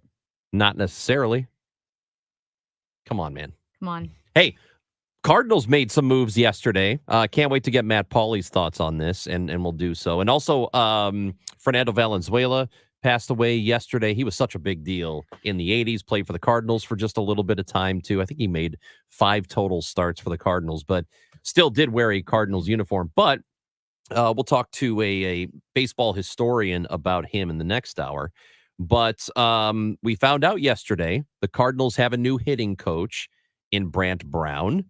They have a new assistant general manager who will oversee player development in Rob Cerfolio. And John Jay has returned to the team to become a coach on this coaching staff. John Mozeliak addressed the media yesterday, talking first about his new assistant GM, Rob Cerfolio. And adding Rob Cerfolio is one of those first moves. Bringing in somebody that has experience from Cleveland, which I think is exciting to be able to tap into. But I also think he's really well-rounded. That too was a rather large candidate pool as well, but just thinking of his leadership, his communication skills, and his ability to, I think, bring people together is something that we found very, very attractive. And the dude is young. He's 32. He came from Yale, so I have to figure he's smart. Chaim Bloom came from Yale. Chaim Bloom came from Yale. And again, Chaim Bloom is young at 41.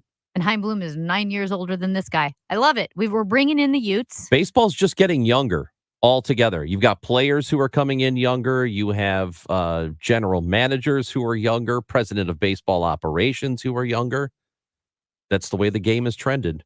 All of the olds are getting pushed out. Well, that's how it works. Pretty soon we'll be pushed out. Yeah. We'll cash out. That's what we'll do. Brant Brown. This is what Mo Zaylock had to say about the new hitting coach. Some of the decisions we made by adding our a new hitting coach was something that we felt after the season we had was something we had to do. Candidate pool there was pretty large breadth. Talked to a lot of different people, but ended up settling on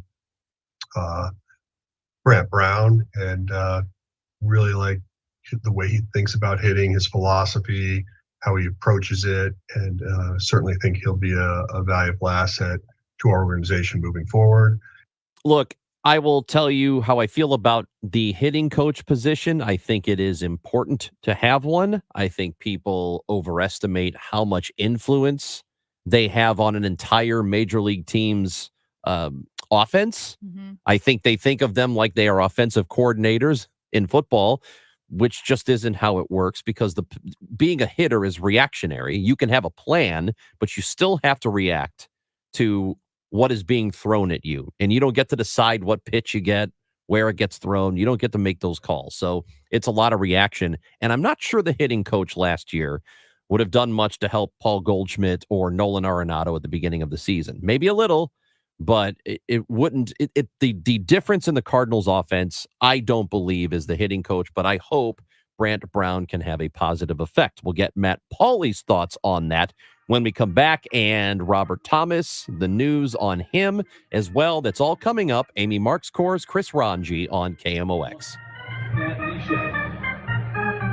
It's warm now, but winter will be here before you know it. That's why Banner Construction is having their pre-winter window event. Choose from Banner's various energy-efficient brands and window price points featuring beautiful Pella windows. Banner is a certified Pella contractor and preferred James Hardie specialist. If you've been considering new windows or a fresh new exterior for your home, see Banner's work at bannerconstruction.com or call 314-569-1050 and have a banner day. Genesis of St. Charles is knocking it out of the park with the biggest inventory around. In fact, selection at Genesis of St. Charles is the best they've ever had. So head to their state-of-the-art facility and see for yourself and take advantage of 0% financing through the end of October. See dealer for details. Stop in today at Genesis of St. Charles, a quarter mile east of Mid-Rivers Mall Drive off 70, or online at genesisofstcharles.com. The Doctors of Ophthalmology Associates are pleased to welcome Dr. Samuel Berry to the practice. He joins Doctors Birdie, Malhotra, Brasati, and Royer as the Doctors' Doctors. 314-966-5000 or youridoc.com. Broadcasting from the Underlaw Injury Lawyers, GetJim.com studios. KMOX. We have sunny skies, 68 degrees downtown at the Arch at 11:30. I'm Megan Lynch. Here's what we're following today. Boeing workers voting on a new contract to end a 6-week strike that has cost the company billions. The 4-year deal includes a 35% pay hike, a signing bonus, and improved health and retirement benefits.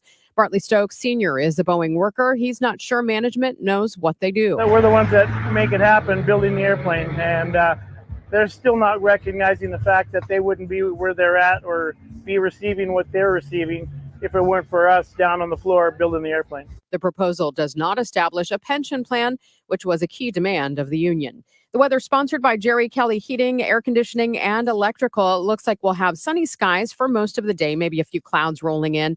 It'll be warm but pleasant, a high of 73 degrees. Partly cloudy, chilly tonight, a low of 45, and then a mix of sun and clouds tomorrow with a high of 73. Again, sunny skies, 68 downtown at the Arch. I'm Megan Lynch, KMOX News. Call Jerry Kelly at 8 a.m. or 8 p.m. and we'll get there fast. There's a reason Jerry Kelly has been your neighbor's favorite heating and cooling company for nearly 2 decades. JerryKelly.com. They're fast and they're good and they got it going on. JerryKelly.com. This is Ari Azim, founder at Tax Hardship Center. Do you owe the IRS more than $25,000 and wonder where you stand with them? Are they poised to levy your bank account or garnish your next paycheck? Are you aware you can find out where you stand with the IRS without talking to them? Everything is in the IRS transcripts. The transcripts can let you know if you're at risk of or safe from collection actions like a bank levy or paycheck garnishment. It even tells you the exact date when your tax debt expires. But don't call them, as it can trigger their collection process. At Tax Hardship Center, we're providing the first 10 callers with a free tax report valued at $495 that shows all of this information. So for the listeners out there, call now, 800-411-6406. Our team at Tax Hardship Center will provide the first 10 callers with this free tax report, which will help you see things clearly without poking the bear. We have live professionals ready for your call. 800-411-6406. 800-411-6406. That's 800-411-6406. It's a great time to build a Fisher & Fritchel home. Hi, I'm Bernie Miklasz. Get $40,000 in free options on homes from their luxurious Heritage Collection during the Windsor Park closeout sale in Lake St. Louis, or with pre-grand opening savings at Harvest and O'Fallon, a master plan community with a town square, pickleball courts, dog parks, and more. Base prices start in the 500s, minimum $125,000 option spend. Learn more at fnfhomes.com. Tom Ackerman here for Busey Bank, proudly naming Jewish Family Services of St. Louis as our latest building community partner. Each year, JFS supports over 60,000 children, families, and seniors of all religions, races, and abilities with a comprehensive range of services. With the support of partners like Busey Bank and others, JFS alleviates hunger and improves mental health. Learn more at jfsstl.org. This is Pat Buring, Executive Vice President of Busey Bank. For 150 years, JFS has been building community by understanding the unique and complex needs of each family they serve, so they can connect them with high-quality care at no or low cost. Like Busey, JFS remains steadfast in the belief that every person in St. Louis deserves the chance to not only survive, but to thrive. Join Busey, get involved, and help us continue building the communities we call home. Touchdown, Kansas! Kansas City! Can't make it to Kansas City for the big game? No problem. Experience every Kansas City Chiefs game, like here in the front row at Valley Sports Live in Ballpark Village. Join fellow Chief fans on game day and feel the roar of the crowd right here in St. Louis for the Chiefs. Chiefs Watch Parties, presented by Jim Beam. Don't miss a moment of the action. Head to KMOX.com/events to reserve your table now and cheer the Chiefs to victory. He rolls out high. Now Thomas shoots it, rebound. They score! Son, point number 500 in his career. A milestone, and the Blues have taken a 1-0 lead. Yeah, it's special for sure. It's something you kind of think about when you're one away, and it's obviously you want to contribute to a win, but at the same time that does feel good. Brandon Saad scores a goal and 500 points now on a career for Brandon Saad. To be completely honest, I thought he already had that mark. I mean, I'm excited for him. He's just been around a long You time. wouldn't be Saad about it. The highlight courtesy of FanDuel Sports Network What? Midwest. What? That's what it's called. Oh, sure. Now they're embracing gambling. Wait a minute. What do you think Bally's was? Yes, FanDuel Sports Network is officially a thing, airing Blues games and Cardinals games. And now it is time to go to the Quiver River Electric guest line. And our conversation with Matt Pauley is brought to you by Renner Garage Door, RENNER, forward and back, family owned and top rated. RennerDoorSTL.com. Hello, Matt. Hello. So when you hear Bally's, do you think casino or do you think workout place? Because it's both. I think casino. So do I. But I don't know if Bally's workout places still exist, but back in the day, Bally's. I remember. I think workout place, because wasn't Bally's kind of the first hot social club type gym where, you know what I mean? Like where they had a lot of extras. It wasn't just the beefy guys lifting weights. It was like, oh, we have a movie room and we have smoothies. Isn't that it? Yeah, I think so. Yeah. I don't know. I don't know if that's right or not. I could just be. I don't even know if making this up. Bally's casinos, there was one in Vegas. Is it still a Bally's in Vegas? That's a great question. But they do have their sports app and, their gambling app and whatnot. Right. So the Blues, we got a little bit of news today about Robert Thomas. That's not good news. He is going to be out at least 6 weeks on injured reserve, Matt. Yeah, fractured ankle, and so he'll be reevaluated in 6 weeks. So that would lead you to believe, because so the ramp up doesn't start for at least 6 weeks if that's when the reevaluation is going to take place. So we're probably talking a solid 2 months or more until he's going to be back. And what a bummer for a Blues team that before yesterday, had won 4 of their first 6, and they even got out on top yesterday before Winnipeg had that 3-goal second period. And just they've not yet gotten any consistency on the lines. Luke Korak tweeted out earlier today what the lines look like this morning as they were back out there without Thomas, and it's just another change. And I think as well as the Blues have played this year, winning a good number of games to start the season, one of the things that's been frustrating is the identity that goes along with a somewhat consistent group of guys being out there and playing together. We just have not seen that yet.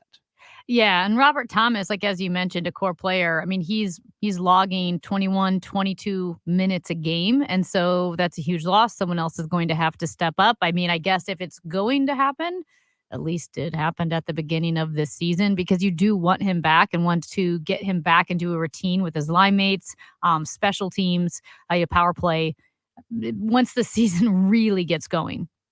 Yeah, I mean, you look at the lines the way they were this morning. The top line is Sodchin and Sundqvist. Second line is Texier, Buchnevich, and Kyrou. I no disrespect to Oscar Sundqvist, that he's not a top line winger. Same kind of thing with Texier being on that second line. It just, you look at the way the lines are set up, and there's no guarantee that group that they use today is going to be the group they use in the next game. But just when the depth of this team was already not fantastic, when you lose arguably your top offensive player, if not your top 1 or 2, depending on if Kyrou can get things going, well, then you if you do that, it just makes everything look different. Now, to be fair, Jake Neighbors did not practice earlier today. I'm not quite sure why on that. So that would have changed things on the top line. That may be why Sundqvist was in there a little bit. Yeah, Sundqvist was a placeholder for Neighbors more than anything else. But that being said, the Lions you lose one high-level offensive piece, and all of a sudden the things just don't look quite right. Pretty eventful day for the Cardinals yesterday. They hire a new assistant general manager who is also going to oversee player development. They hire a couple of coaches, including a hitting coach in Brant Brown. Let's start with Rob Cerfolio, who is the new AGM and who will be overseeing player development. He comes from the Guardians. What are your thoughts? Yeah, I like the hire. Smart guy. Played collegiate baseball, got drafted, didn't sign, went to Yale. So he's an Ivy League guy. Started as an intern with Cleveland, was there for a good number of years, getting promoted every couple of years. And eventually he got to a point where he was their director of player development. Cleveland is a player development system that a lot of teams would covet when you consider their track record at producing high-level players, especially high-level pitchers. You think about all the pitchers that they have developed into really good players, and they've been doing this for a while now. They have punched above their weight when it comes to payroll. So yes, that's I think that is a fantastic hire. That's Chaim Bloom's first big move that he's made since he's come in, and now Cerfolio will work with Bloom and John Mozeliak to make some more hires here moving forward. But this is they were very clear because he was a director of player development with Cleveland, but I don't think he was making really hiring decisions.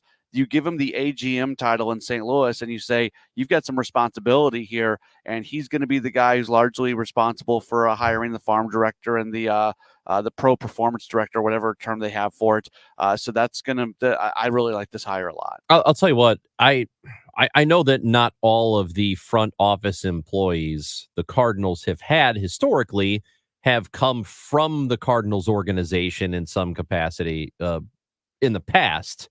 I do like, though, that they are continuing that they are looking outside the organization and finding people who have been somewhere else.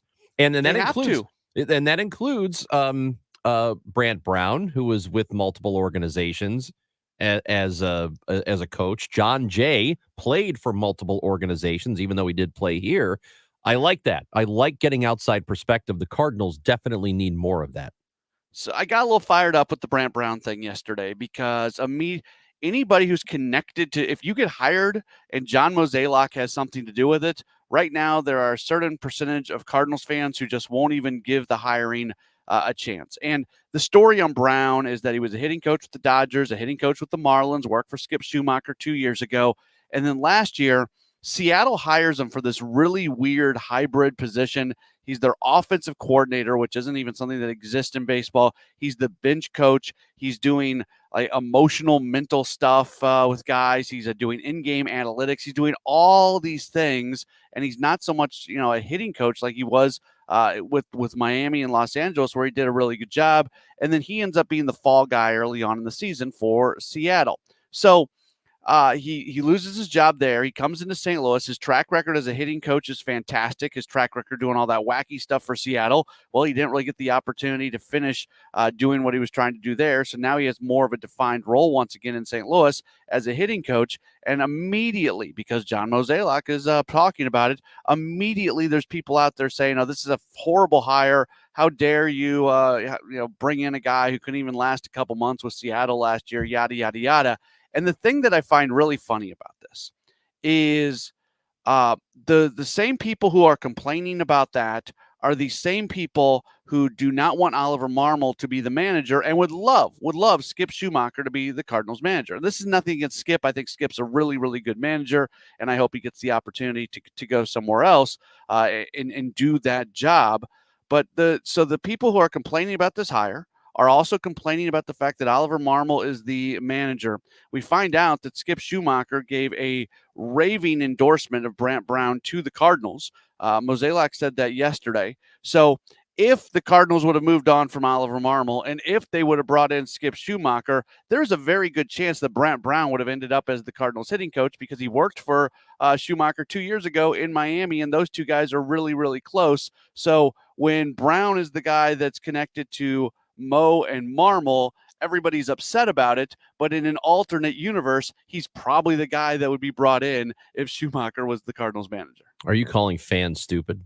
No, I am not calling fans Sounds stupid. like you're I'm just calling 'em sometimes stupid. we're in this we are in this like bizarro world right now when it comes to Cardinals baseball, that there are people who cannot take a step back and really evaluate a move for what it is because of their strong dislike for John Mozeliak. So if this current regime is making the decision, well, it is automatically a bad decision just because of the people who are making it, and that does frustrate me. Okay. I get it, Matt. I'm on board with you. I agree with you. Thank you. Yeah. Hey, let me ask you a little football thingy, because it appears to be a little thingy. It appears to be done. The Tennessee Titans have traded away DeAndre Hopkins to the Kansas City Chiefs, and they are going to pay about half of his salary. So for the Chiefs, who've struggled with the receiver position, bunch of injuries, what do you think of this? Yeah, I got a couple thoughts. He was unhappy in Tennessee, and he was letting everybody know that he was unhappy in Tennessee. So when you have a situation like that, it's more often than not, especially when if you're already losing a bunch of games, you don't need a guy talking to the media after the game telling them how unhappy they are. Hopefully, he walks into Kansas City and just the maturity and the like-mindedness in having one goal, and that is to win football games. Hopefully that kind of locks him back in and reignites him, that being around a good culture can fix what was not a great attitude that he had in Tennessee. How much does he have left in the tank? I think that's a legitimate question. And then football, more so than any other sport, it is the toughest sport to bring a guy in the middle of the season and for them to be able to make an immediate impact if they are not already familiar with like the playbook and everything. That's why when they went and traded for Hardman last year, it made so much sense because he was already familiar with everything going on in Kansas City. So it was kind of plug and play. We're watching this play out with Amari Cooper in Buffalo. He's put in a ton of work to try to get in there. Same thing with Devontae Adams with the Jets. He did not look great in his first outing. So the question is going to be, how much work is Hopkins willing to put in to learn the playbook, create chemistry with not just Patrick Mahomes, but the other receivers.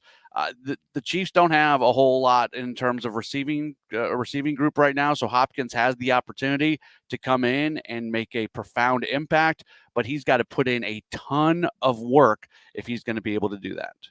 So we were talking about Bally's because of the FanDuel now becoming, or Bally's becoming FanDuel Sports Network here. There are multiple casinos that are still Bally's casinos. There is Atlantic City, and then they've got one. They got one in Chicago, actually two in Chicago. Do they have one in Evansville? Evansville, Indiana. We had a texter to 314-436-7900 who tells us about Evansville. Kansas City has one, and Quad Cities. So that's north of here. 2 years ago, when I was on the Cardinals Caravan in Evansville, we stayed at the Bally's Hotel. There you go. They got a bunch out west. They do have one in Yeah. Las Vegas coming back. Okay. So Is they it where say they coming soon. blew up that other hotel? Maybe. The With all the Tropicana. No, that's going to be the where the new ballpark. I mean, they are That's going right. to build a casino there, but That's yeah, right. I've stayed. I loved the Tropicana. I stayed there many times when I would go to Vegas. Hey, speaking of Tropicana Field, which we never got to, they're not going to be ready to play by opening day because of the hurricane that came through. They blew the roof was torn off the top of Tropicana Field. So what are they going to do?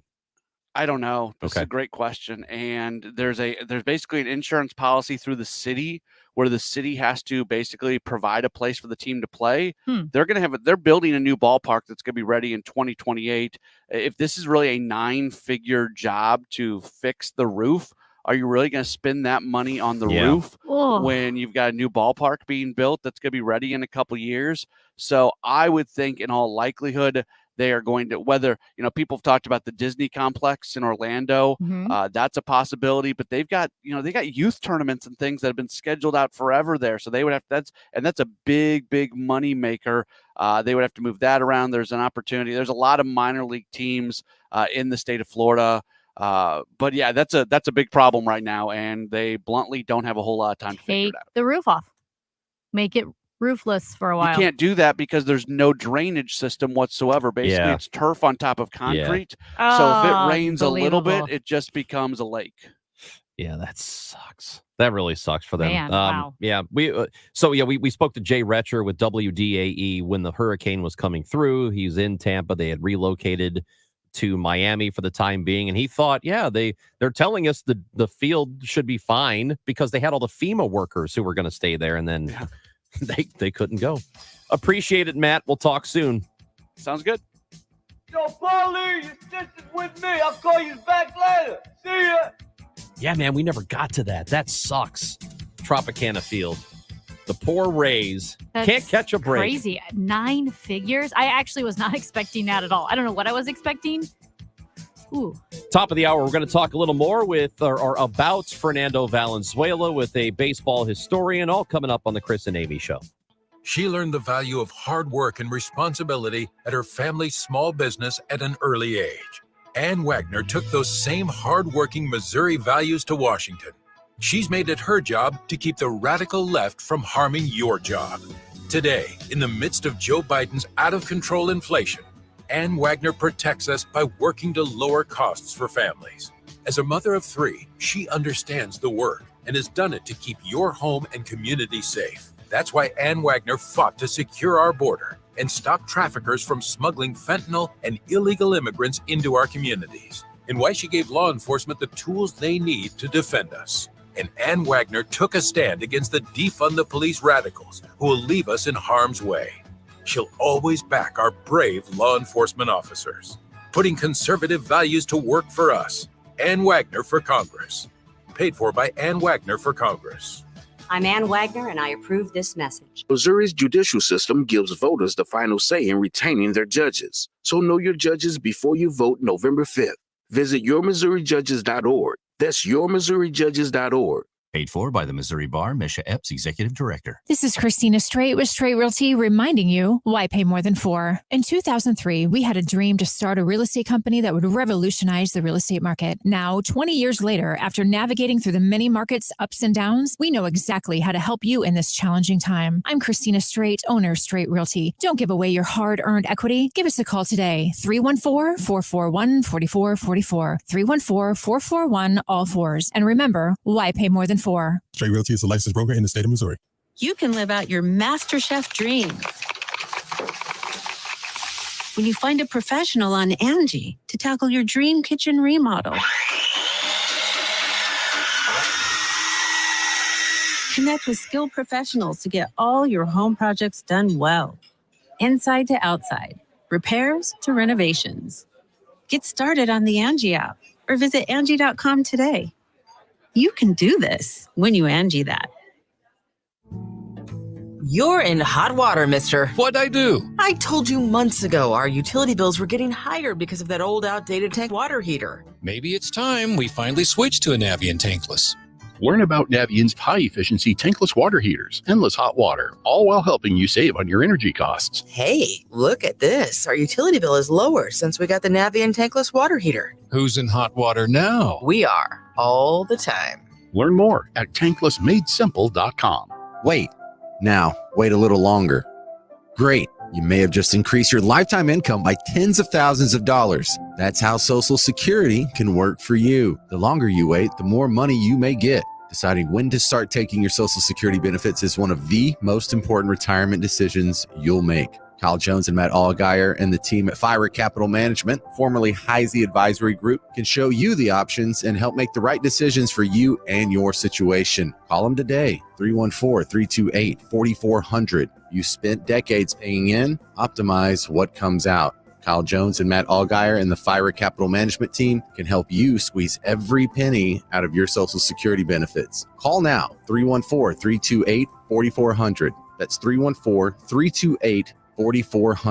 Firm is not affiliated with the U.S. government. Investment advisory services made available through Pine Ridge Advisors, LLC, a registered investment advisor. Securities made available through AE Financial Services, LLC, member FINRA and SIPC. Tune in to the Home Improvement Show, sponsored by Mosby Building Arts, Saturdays 11 a.m. to 1 p.m. on KMOX for expert advice on remodeling, design, and construction. This live Q&A show begins at 11 a.m.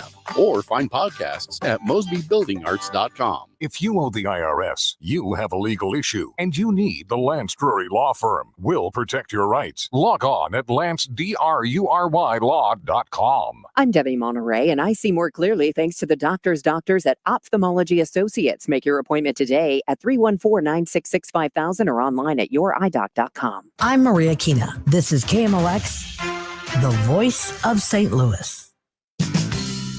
I've got bad news for you, Chris. Hold on a Rodney. second. I got to tell people about the Alzheimer's Walk. Okay. St. Louis Walk to End Alzheimer's is Saturday at Chesterfield Amphitheater. It is one of the top 10 walks in the country. I don't know if you knew about this. 2,500 people have participated, raising over $1 million. St. Louis Walk to End Alzheimer's. It opens at 8 in the morning, and then there is a Promise Garden ceremony at 9:15. The walk is at 10 o'clock. We want you to register. You should do so ahead of time at alz.org/STL walk. Again, that's coming up Saturday.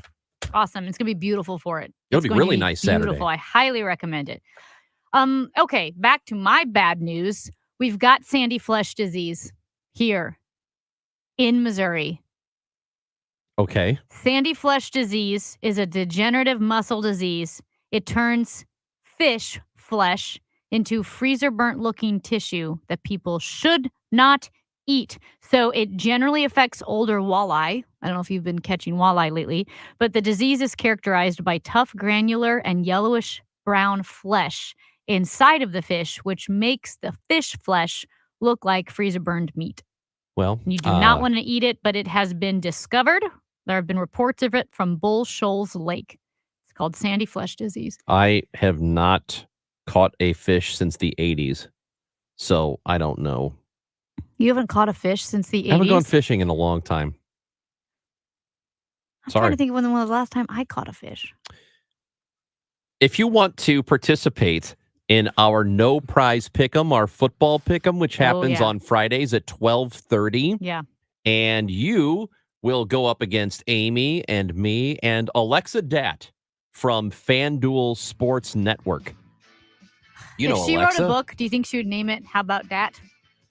If you want to participate in our no prize pick'em challenge on Friday at 12:30, you need to send us a text message and give us your name. Just your first name is fine. Yep. 314-436-7900 or tweet at us at Chris Amy KMOX.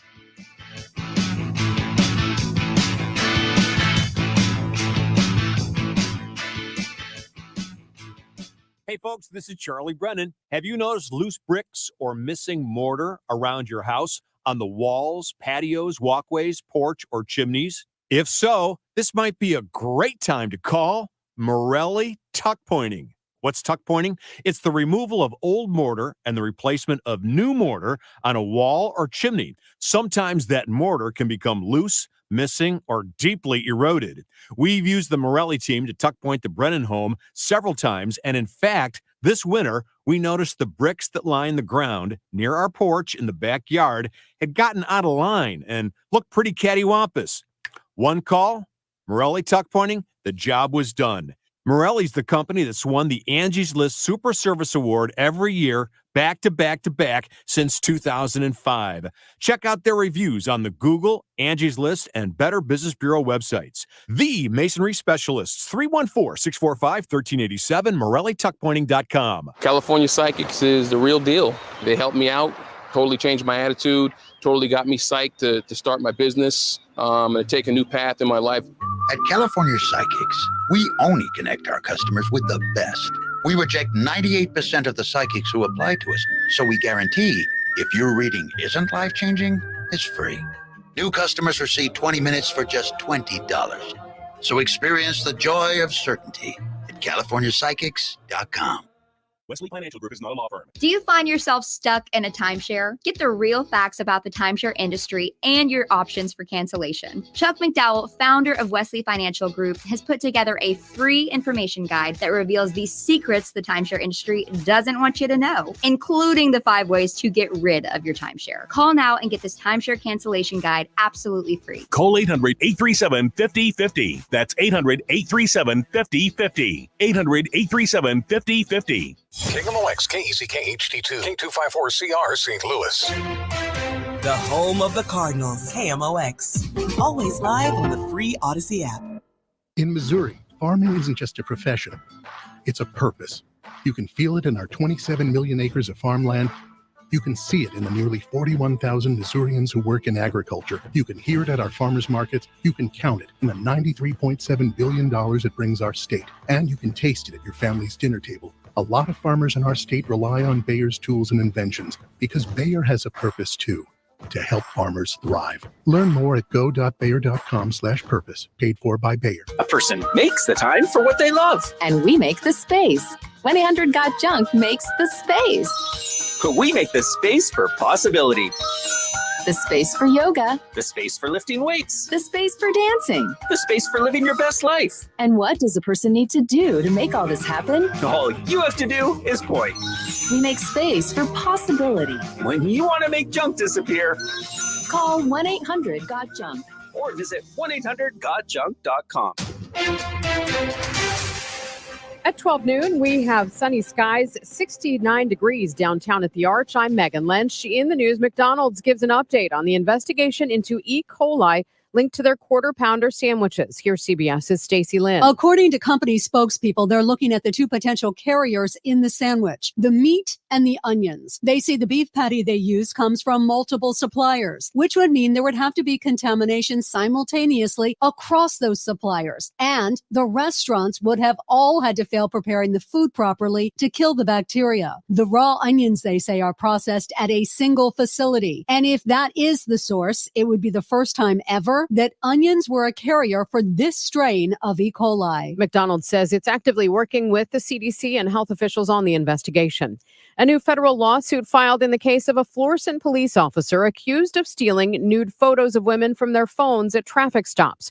Attorney Beavis Schock represents one of the victims. It's just simple, disgraceful misconduct. Suddenly, those pictures are spread to the public, and her sense of modesty and her sense of privacy is wholly violated. Former Florissant officer Julian Alcala is named as the defendant in the lawsuit. Attorneys believe there are at least 7 victims.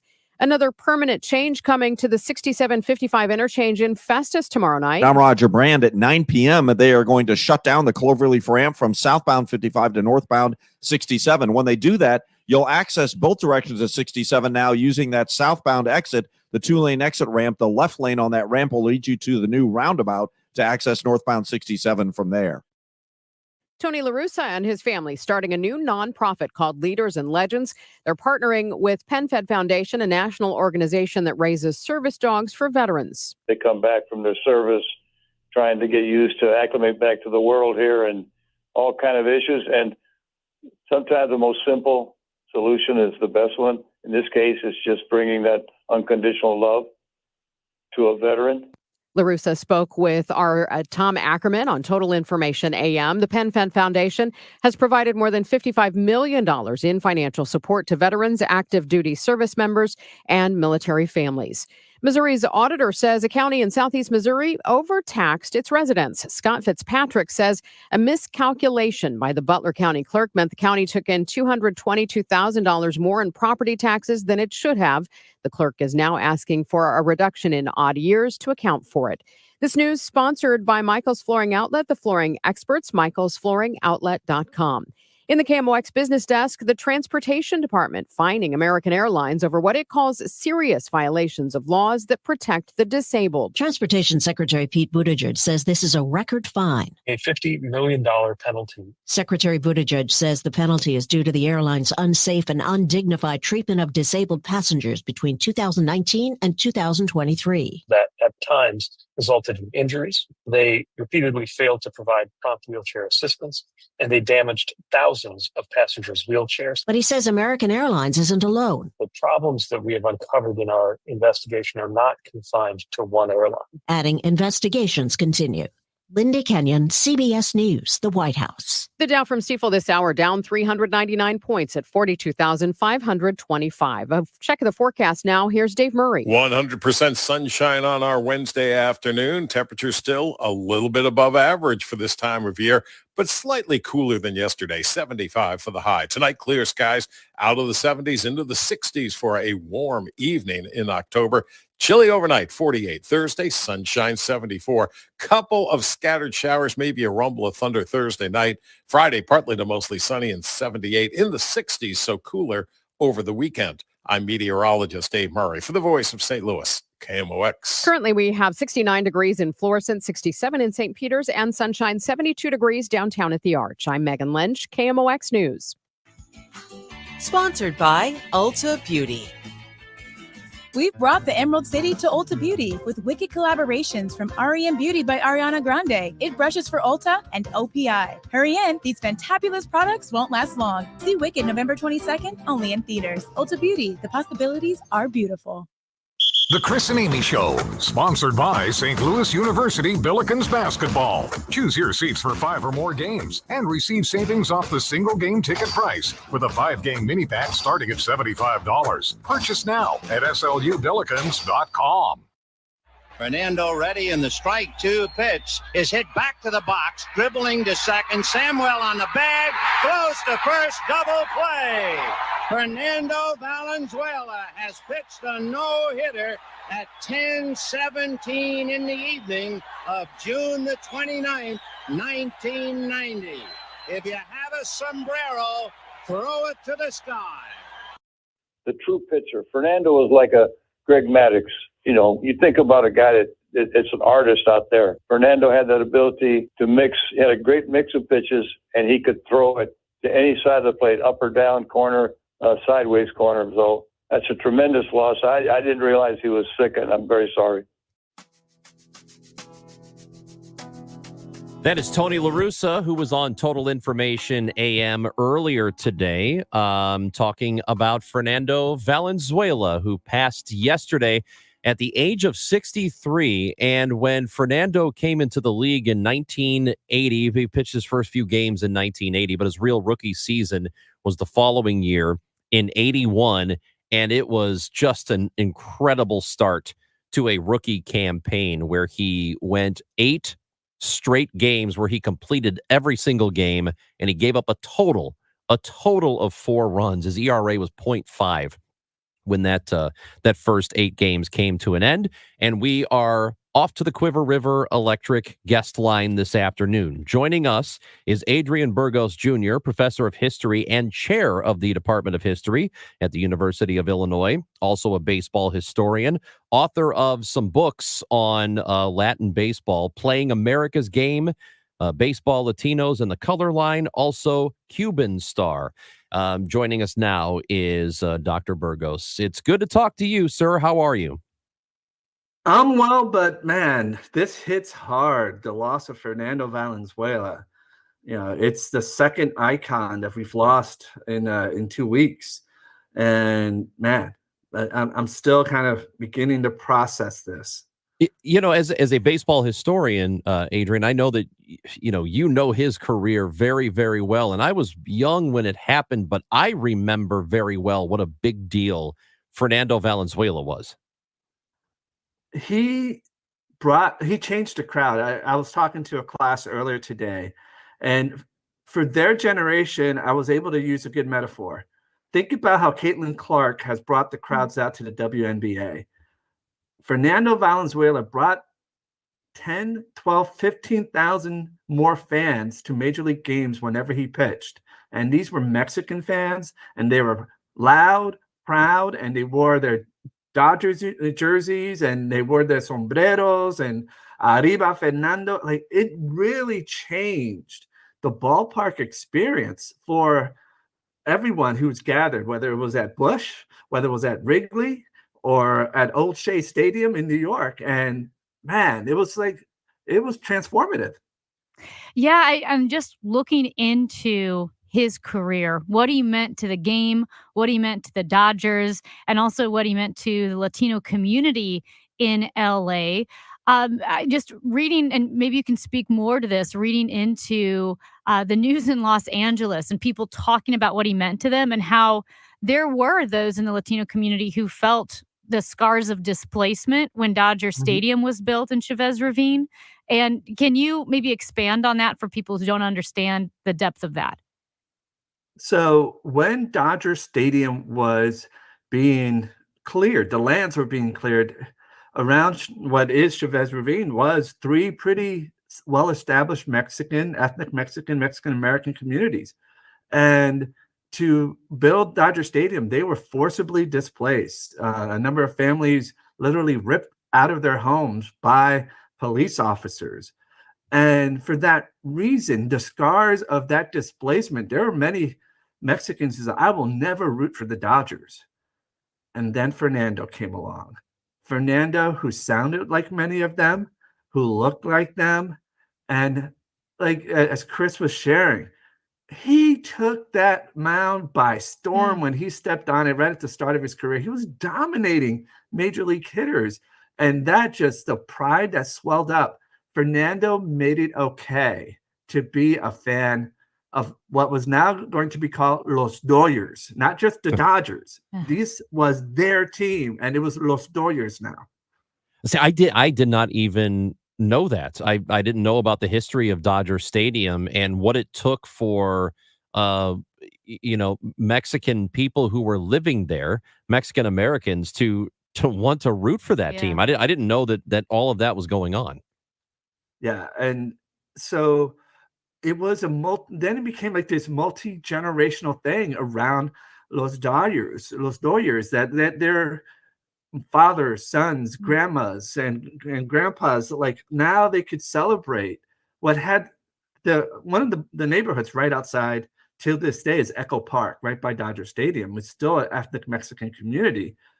And it just allowed these multiple generations to actually begin to experience a different kind of claiming of the Dodgers and relationship to the team, because Fernando was going to be on the mound. And he was also very proud of being Mexican, being from the country of Mexico and being from the countryside in Mexico.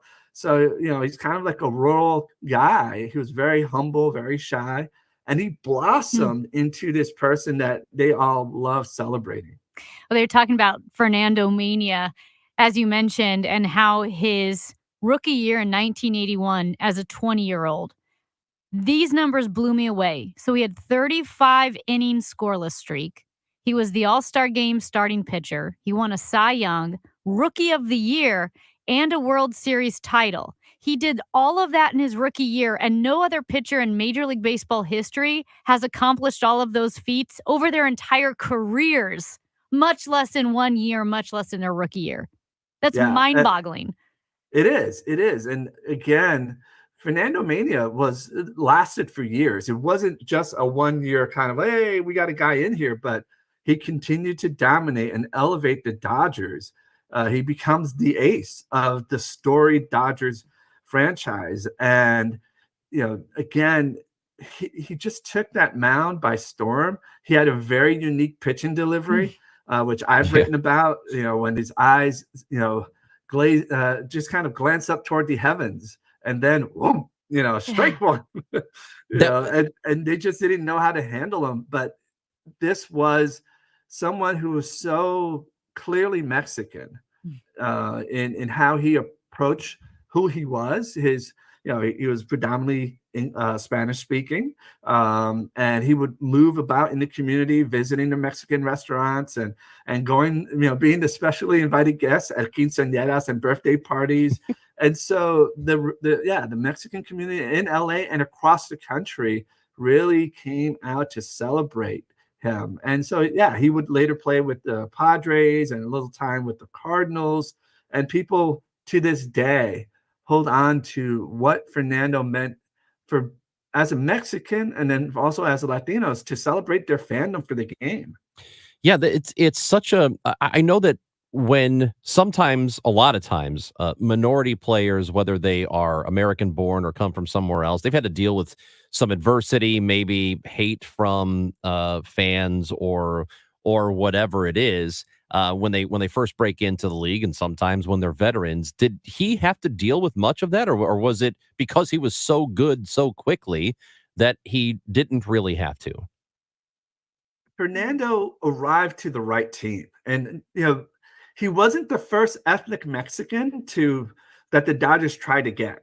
And even O'Malley, when they got out to LA, was like, we need to get a Mexican. And like, they knew that what they were doing in displacing the community, and said, we need a Mexican player.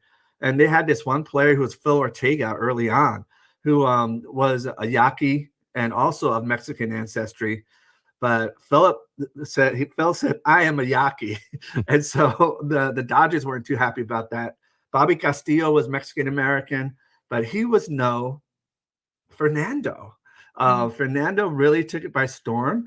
And because the Dodgers had a Spanish language broadcast and there was a Spanish language media, again, the parallels you can think about is now would be Shohei and the Japanese media, or going back to Ichiro, and you had the Spanish cadre of journalists kind of going around with Fernando, which also envelops him in a way that others are trying to penetrate.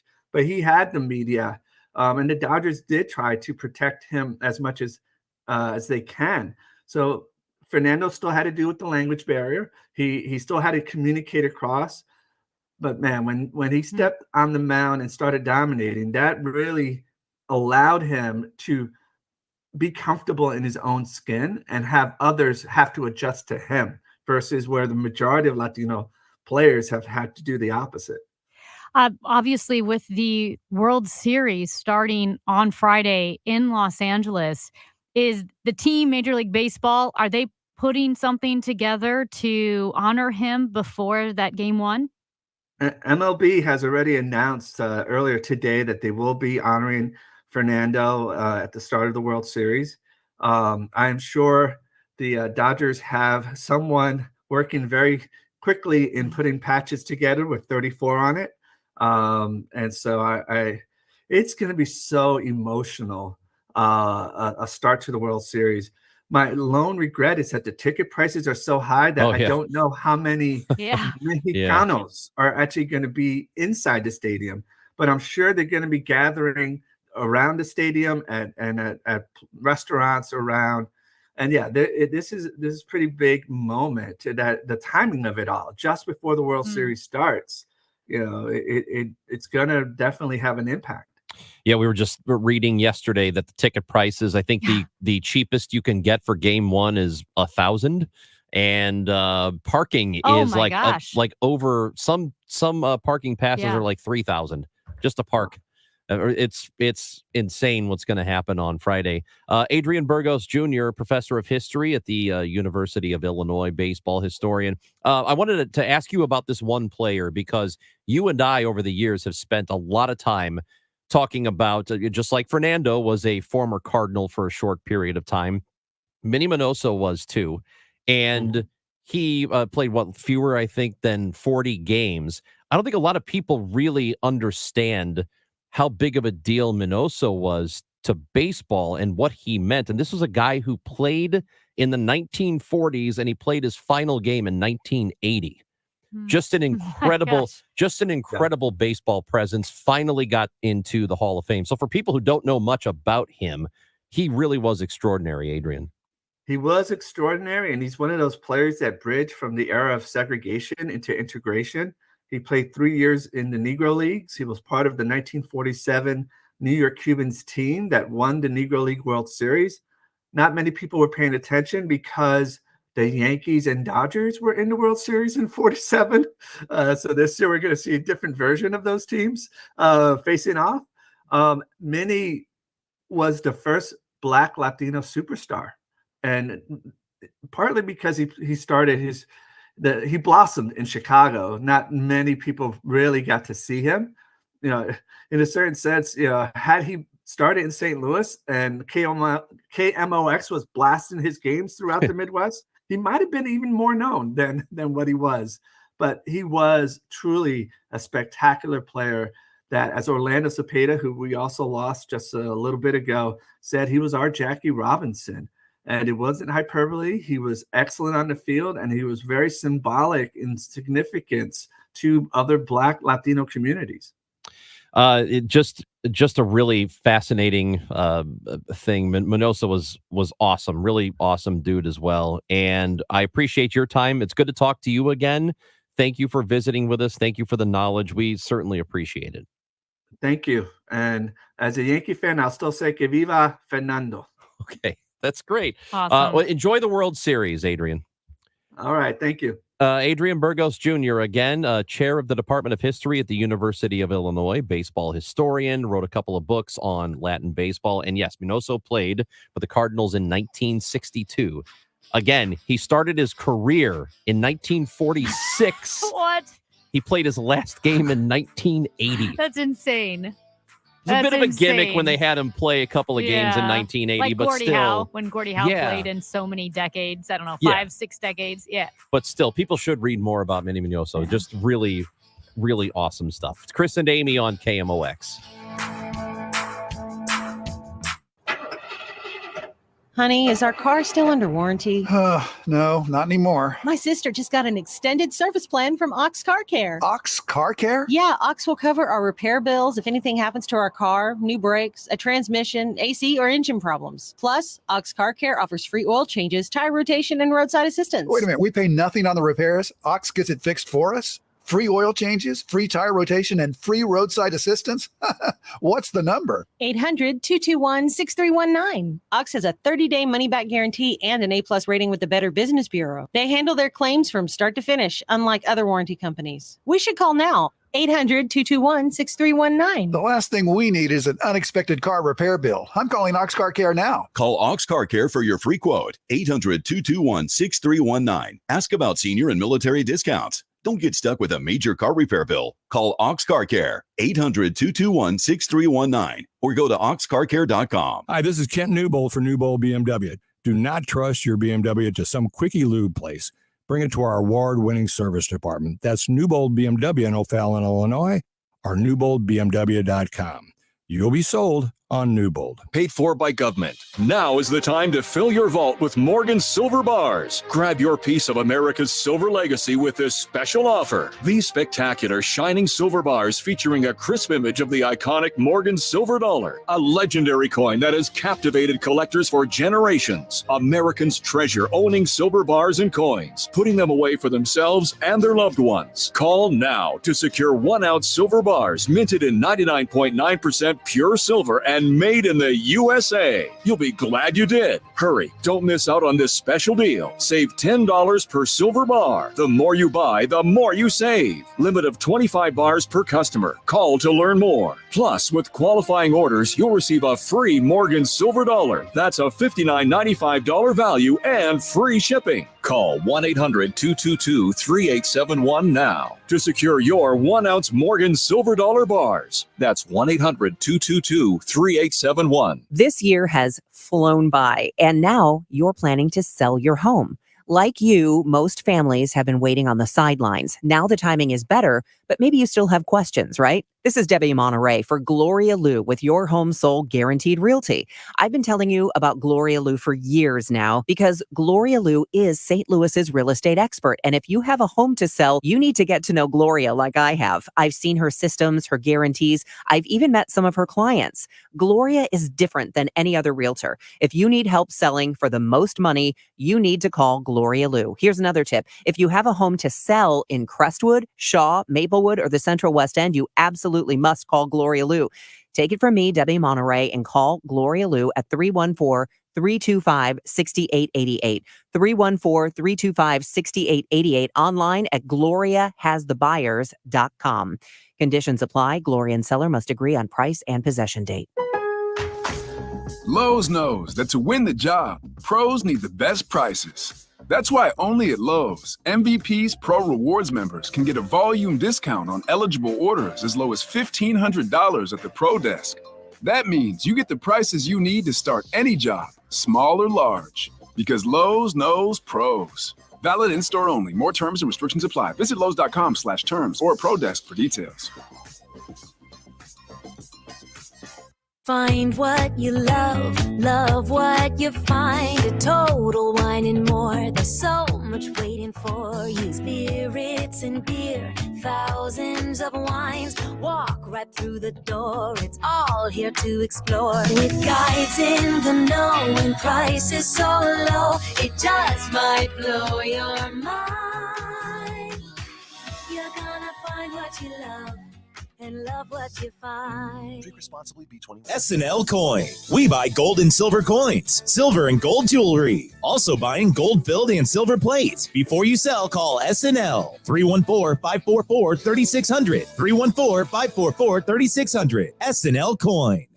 Local insights, breaking news. KMOX, the news station dedicated to St. Louis and the region. Always live on the free Odyssey app. It's Amy Marks, Coors, and Chris Ranji on KMOX. You're right. That Total Wine jingle is kind of catchy. I like it. We're just talking about Fernando Valenzuela. Mentioned Manny Minoso, who played for the Cardinals for a short period of time before he hurt himself. And Howard is in Baldwin and is joining us on KMOX. I believe Howard saw that game where he got hurt. What's up, Howard? Yeah, thanks for putting me on. Yeah, I was at that game. The Cardinals had gotten him to play left field, and we were sitting in the left field bleachers, and Duke Snyder hit a long fly ball right up to the wall, and he crashed into the wall. He fractured his skull. They had to carry him off the field. Yeah, that was the last game he played for the Cardinals, right? That was the last play. Yeah. That was the last game he played for the Cardinals. I remember the pitcher. The pitcher was Hispanic himself. His name was Ed Bauta, B-A-U-T-A. And check it out. But Duke Snyder hit the ball, and also hit the wall. That's what happened. Yeah, and that happened in 1962. Most of us clearly were not around. I wasn't around for it. Amy, nobody in this room was around to see him play for the Cardinals in 1962. But to have a person like that, ultimately a Hall of Famer, a baseball legend, to play on your team, even for a short period of time, is a very cool thing. Pivoting here, because I know we've only got like a minute or so left, but Appreciate the call, Howard. yes, thank you. Do you know what I did last night? I told Mason Jar all about the St. Louis Blues in the 1990s and NHL hockey in the 1990s, because growing up in Kansas City, right, he was following the Royals. He was a Chiefs fan, right, suffering with the Chiefs before they became the Chiefs we know them now. And so he never really followed hockey, which makes sense. They don't have an NHL team. And so I got to break down not only the 1996 Steve Yzerman goal, the goal that shall not be named. I remember where I was. Yeah, but it was like, I don't know if it's like showing someone a movie for the first time, but I got to explain who Mike Keenan was. I was like, you don't understand. And I was like, picture Bobby Knight, but with like no success. I don't know, like someone that And you everybody hate. hated him. Yes, and I was like explaining like how Wayne Gretzky left because of Keenan, and then I showed him the Yzerman goal, and I had to explain John Casey and Grant Fuhr and Nick Kyprios, and like how Nick Kyprios blew out Grant Fuhr's knee, and then it went on to the Red Wings and the Avalanche, and Claude Lemieux of the Avalanche, his hit on Chris Draper when he broke Chris Draper's face. Yeah. And 331 days later, the fight broke out. And you had Hall of Famers. Like when Patrick Waugh like body slammed McCarty or whoever it was in the fight in 1997. And to relive all of that was so much fun. Well, that Yzerman goal, not fun. Well, that was not fun. And I remember I was in my friend's basement. I know exactly where it was. We were watching, and he said, you know, this game's going to end on a real dumb goal. Okay, well, that's rude. And that's what happened. Within a minute. He said that, and it happened within a minute. Game 7, double overtime. Slap shot from the blue line. Come on. Outside the blue line. Stupid. John Casey, what were you looking? Who knows, man? That guy. Distracted by a lady in the crowd. I don't know. That's what would happen to Pajeski if he were goaltending. He'd be like, oh, look at her. Look You at think, that lady. Oh, let's look at all the women who told me no. Here's one. Wow. Oh, my gosh. Wow, Matt, that was... No comment. My gosh. That took such a hard left turn. There's another lady who'll reject me. Oh, my Oh, there's one too. Go I'm away. kidding, Matt. You're Too a late. nice boy. Too late. Amy, go to break.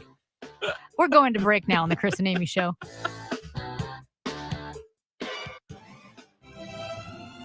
It's that time again, where we choose who we think is the best candidate for office. It's a difficult decision that requires the evaluation of contenders.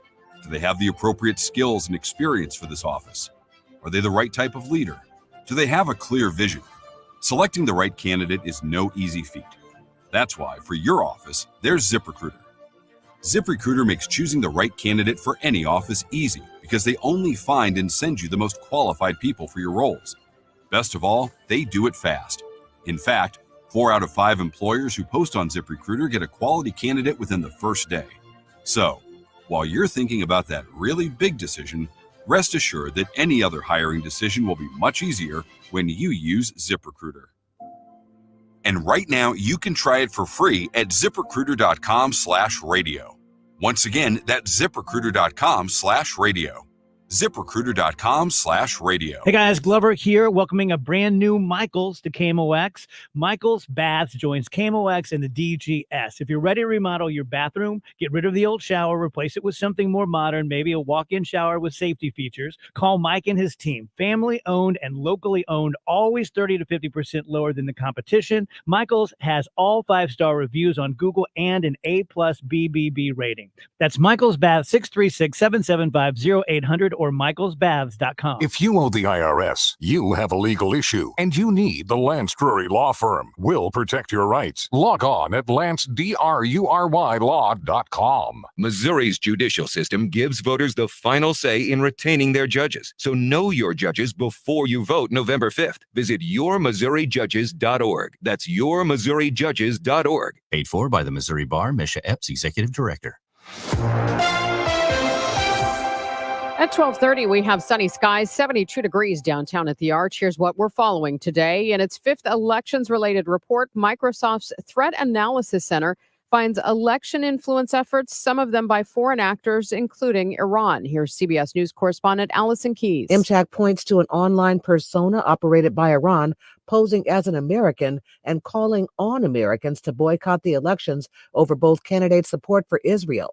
Microsoft says it sees sustained influence efforts by Russia, Iran, and China aimed at undermining U.S. democratic processes and urges voters, candidates, and parties to remain vigilant against deceptive and suspicious activity online. Allison Keyes, CBS News. It's going to be another pretty day today. The weather sponsored by Comfort Solutions Heating and Cooling. Partly cloudy.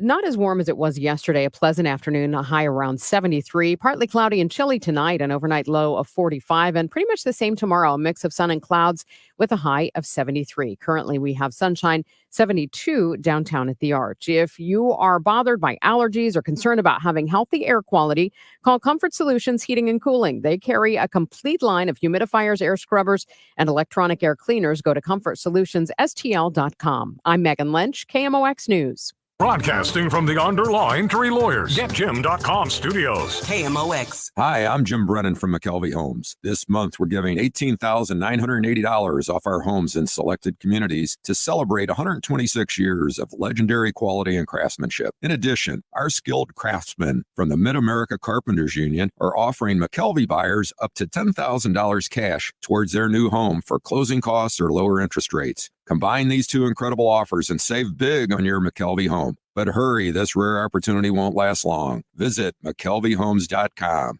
Hi, it's Stacy from Fairwinds River's Edge Senior Living, telling you about one of the best offers we've had in the nearly 21 years I've been at Fairwinds. 1-bedroom apartments start at $39.95. For all units, we've greatly reduced the residency fee. We are offering a move package of up to $3,500. And moving in, you will not have an increase in 2025. Visit us online at fairwindsriversedge.com. Hey, everyone.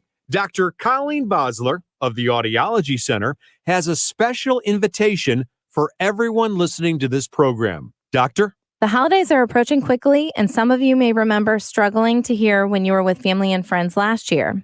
We want to make the holidays more enjoyable for you this year by providing you with the gift of hearing.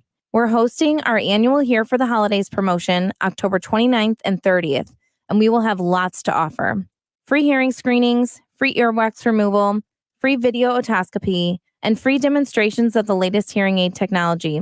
And finally, $700 off a new set of hearing aids. Thank you, Doctor. That's an incredible offer. Folks, the Hearing for the Holidays promotion, October 29th and 30th at all 3 Audiology Center locations. Reservations are recommended. 636-441-7470, the Audiology Center, STL.com. Okay, boys, here we go. When they take the field. Take the field? Let's have some fun. We take you to the game. They don't like us. We don't like them. Thursday night, it's the Vikings and Rams, and you can hear the game here. Segment Cancer Center game time, 7 p.m. on America's Sports Voice, KMOX. Going to this second overtime. Gretzky had it, lost it. Eisenman picks it up. Eisenman moving, blue line chance. Goal! Steve Eisenman! Unbelievable. What the hell, man? What the? Why did what you do in the that? world, Matt? Dude. What in the world? We're You trying to almost said a move. bad word. Yeah, I did. Unbelievable. That's payback for that last comment. Matt is upset. No. Because I made a joke. It was a mean At his joke. expense. It was we funny. weren't even talking about Matt. It's like, oh, we should Yes, lower we were. taxes. We should lower taxes. Isn't Matt ugly? I did not say Matt was ugly. That's basically what you did. That is not what you made happened. A really hard left turn. Text message says, do you happen to recall who coughed up the puck to Stevie Wayne Y? Gretzky. You heard it in the neutral highlights. zone. Well, yes, but I could not forget that. Wayne Gretzky. Now, to be fair, he didn't have full possession.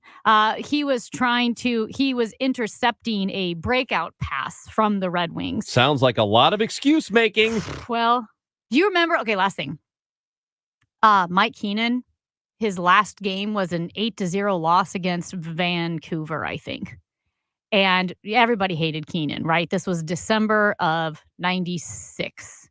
And everybody hated him, and they were losing 8-0. So halfway through the game, knowing like I'm going to get fired, being mad at the team, he crossed his arms and stopped coaching. And he didn't say a word for the rest of the game. And the players did all their line changes. They just looked at each other. Don't remember that. Yep, they jumped over the boards. Bernie Federko recalled it, talked about it, how he's like, I've never seen anything like this. I do not he remember stopped that. coaching halfway through the game. He just Wow. crossed his arms and didn't talk. And the players were looking at each other, making their own, line changes, which of course you can do. But yeah, kind of amazing. Am I misremembering this? But he traded away everybody except for, he traded away Shanahan. He traded away Hull too, right? No, he kept Hull. Hull was Yeah. one of there were like 2 guys he kept. Yeah, he traded Hull everybody. signed as a free agent with Dallas. But he did bring in Pronger, hmm right? Yeah, So but he was petty. He was mean. he did end up putting together a pretty good roster. Well, we got him after he won the Stanley Cup with the Rangers. So he was sitting pretty when we got him. And then Well, he of course. he decimated the organization. You hear Brett Hull, he goes, listen, I'll be cordial to Mike Keenan because we're in the same circles a lot. And this was obviously years ago, but just with hockey and alumni and such, he's like, but I will never, ever forgive him for what he did to this organization. Yeah, I know. He was very well Anyway, hated. It was fun getting to tell Mason Jar all about hockey of the mid to late 90s. All right. Earlier in the show, we were going to get to this, but we sort of we got onto. No, we didn't. We definitely did not. Not sort of. We started talking about early voting and how it was going, and Amy tried to get it done yesterday, but the line was outrageous. It should not discourage you from trying again in Missouri. To be fair, I did it on a whim, and that's why I didn't wait. It was a 2-hour wait, and I was literally going for fun because I was so excited, and it was a 2-hour wait. I think everybody was excited yesterday. Yeah, and I imagine that it will die down a little bit between now and Oh, for sure. actual election day. I bet So next week even is way quieter. look up your polling place. There are 14 locations around the area where you can do no excuse early voting in the state of Missouri. So find your place and go do it. But we were going to talk about the former chief of staff for former President Trump, John Kelly, who did an interview with the New York Times and then also confirmed to The Atlantic some of the comments he made, saying, well, let's hear from him. Why don't we hear his words? This is John Kelly, again, who was the longest running chief of staff for former President Donald Trump, and him talking about what he heard him say. He commented more than once that, that Hitler did some good things too. And of course, if you know history, again, I think he's lacking in that. But if you know what Hitler was all about, it'd be pretty hard to make an argument that he did anything good. So that is from the New York Times and the reporter who recorded their conversation, and it wasn't a secret or anything. He knew that his quotes were going to be used in the Times piece, which again was confirmed to The Athletic. And there's this The Atlantic. Did I say Athletic? Yeah. Okay. But that's the Jeffrey Goldberg piece, The Atlantic, that everyone's talking about. Yes. And so he said, and this is according to Kelly, when he made a comment, former President Trump, that he wished he had generals like Adolf Hitler had. He was saying he wished he had loyal generals who I am assuming would do whatever he wanted them to do. And Kelly's quote is, he said back, "Do you mean Bismarck's generals? I mean, I knew he didn't know who Bismarck was or about the Franco-Prussian War. I said, do you mean the Kaiser's generals? Surely you can't mean Hitler's generals." And he said, yeah, Hitler's generals. And I explained to him that Rommel had to commit suicide after taking part in a plot against Hitler. Because he did have, if you've seen the movie Valkyrie with Tom Cruise, that's all about an attempt from within on Hitler's life. So he had some loyalty, but he didn't have total loyalty from everybody. But it is if all of this is true, and I don't really have a reason to doubt John Kelly, who again was a very, very close advisor. That's a chief of staff we're talking about. It's not some low-level peon. This is somebody who is one of his main advisors, who is saying he heard him basically praising Hitler, or at least admiring the loyalty he perceived Hitler to have. Yeah, it is important to note John Kelly, he was handpicked by Trump to be his chief of staff. John Kelly was recommended by Senator Tom Cotton. He's a decorated retired general, and he's a Gold Star father, and he went on the record. So that's a lot of weight behind what he's saying. I 100% get that. This Atlantic article, which is pretty lengthy, by Jeffrey Goldberg, but worth reading, it all tracks with what we know of Donald Trump. And here are the two main talking points I think that people are bringing up from the article. The first one is what you talked about, how he said, I wish I had generals like Hitler had. Okay, Trump has created a brand for himself. We've all have a type of brand, or we have a track record. And with Trump, you have a literal register of actual verified statements. And so you kind of know the kinds of things he says. He praises Xi Jinping, not just with saying he's a smart man like he did the other day, but he literally congratulated him on the Great Leap Forward's 100th anniversary.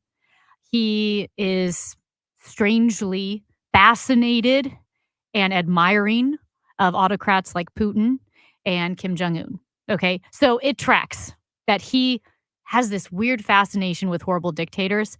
So I would say, and he praised Viktor Orban during the RNC speech. Yeah. So I don't have any reason to called doubt. Him well respected. Yeah, I don't have any reason to doubt that account from John Kelly. I just don't. There's another part of the story that talks about the slain soldier Vanessa Guillen, and yes, how the quote coming out of that is when he found out about how much her funeral cost, he is accused of saying it, quote, it doesn't cost $60,000 to bury. 6,000. Oh, I have a 60,000. 60? It's 60. Yep. It doesn't cost $60,000 to bury an effing Mexican, end quote, after being informed of the funeral expenses. So that was not only a big part of the story, it was the lead for Jeffrey Goldberg's story. He led with that. But the thing is, there is no corroboration for that quote. Yeah. It has been denied by Guillen's family. Like, they've come out and said she never said that. And Mark Meadows, who was the chief of staff, White House chief of staff at the time, he also denied that. Trump spokesperson has said it. And then Kash Patel, who's a spokesperson for then acting Secretary of Defense, also said that that did not happen. And so people are making a big deal, right, about this quote, where I would say that one doesn't pass the smell test. And I think that's really important to note that, because people are running with it. I don't know. I love The Atlantic. I don't know why Jeffrey Goldberg ran. I think it was unwise of him to run with that. We don't quote. know it didn't happen. I know there are people who say they didn't hear it happen, but I'm not going to put it past him that was said. I don't know. I won't run with it either, because I don't know for a fact if he did. Right. And I don't Which know it's a big thing Yeah, for but journalistic ethics. Sure, but that doesn't negate what John Kelly is saying on tape. It doesn't negate what his former chief of staff is saying. And put the Guillen, the soldier funeral cost thing aside, this is still in itself a pretty massive deal. That a person that he appointed, that he actually made his Secretary of the Homeland, when that was his nomination at the end of 2016, who took office in January 20 of the following year. That's when Kelly took over as the Homeland Secretary. So this is a person that the former president picked for himself and then picked to be his chief of staff.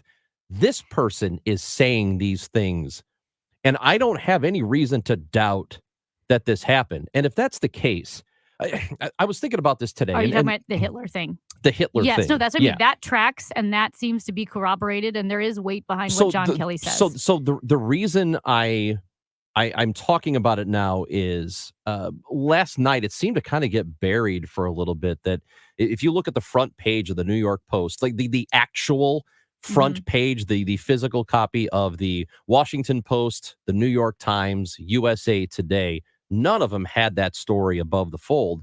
And it seems like that'd be a pretty big story if this were any other year. If this were any other normal election cycle, that's the kind of thing that would absolutely tank a candidacy. Or any other candidate, because he has mentioned Hitler before. He's mentioned, I mean, my goodness, J.D. Vance said Trump had the potential to be America's Hitler before he completely changed his tune. That should have been disqualifying for any other vice presidential said it via candidate. text. Yeah. Yes. So here's why I am extra frustrated, Ranj, to your point about what I think is we know is unverified, but I thought it was a bad call to center the whole story, to start the story, to make absolute statements about Trump's character as being contemptuous, full of rage, parsimonious, and racist, based on that quote verse about the Guillen family and funeral. Why that's so dangerous is, to quote Michael Corleone from The Godfather, never hate your enemies, it affects your judgment. And I think that's what we're seeing here, because I think the one reason why the Hitler quote is getting so buried is because of the other quote. Well, it's not today. Today, it's getting a whole lot more attention. But let me ask you this. What do you think the more conservative news media outlets are doing? Well, they weren't going to, even if the Guillen story wasn't reported, even if that wasn't in the piece, and it was just this Hitler thing and John Kelly talking about it, I think they would be defending it, but I would or they be wouldn't mad be reporting it at all. If Jeffrey Goldberg, I think he is the executive editor, if I were the editor of a magazine and I know that candidate is bad enough on his own, I would say, you sure as heck better only run with what is absolutely verified and corroborated. Do not give a piece of psychological permission. And I thought that was a bad judgment. Sure, call. but the original reporting is just from the New York Times, and it is just on that. It is just on the Hitler quote. I think if people are trying to say, well, here's this Guillen thing, and see, that negates all of this, I think you were going to try to find something anyway. I don't know that a lot of people are doing this in good faith. If you need your eyes checked, which you probably do, it's getting to be about that time. It is getting cooler out. The weather is out, might wreak some havoc on your eyesight. Maybe they don't feel quite right. Maybe they feel dry, just uncomfortable. You need to make your appointment with Ophthalmology Associates and do so right now. They are brilliant there. They are experts. They are the doctor's doctors. Over 250 doctors in the St. Louis area go to Ophthalmology Associates to get their eyes examined, like Dr. Ranjan Malhotra. He's my guy. Or Greg Birdie, Robert Brusati, Andy Royer, or Samuel Berry. Whatever the ailment is, of course, they're gonna help you get to the bottom of it, help you find the right treatment at Ophthalmology Associates. And this is very important. I mention it every time, but I think you should know that if you have health insurance, it might cover the cost of your annual eye exam, which could help you discover some other underlying health issues you're not aware of. 314-966-5000. That's 314-966-5000 to give them a call or visit youridoc.com. For all station contest rules, go to KMOX.com/rules. This is Ari Azim, founder at Tax Hardship Center. Do you owe the IRS more than $25,000 and wonder where you stand with them? Are they poised to levy your bank account or garnish your next paycheck? Are you aware you can find out where you stand with the IRS without talking to them? Everything is in the IRS transcripts.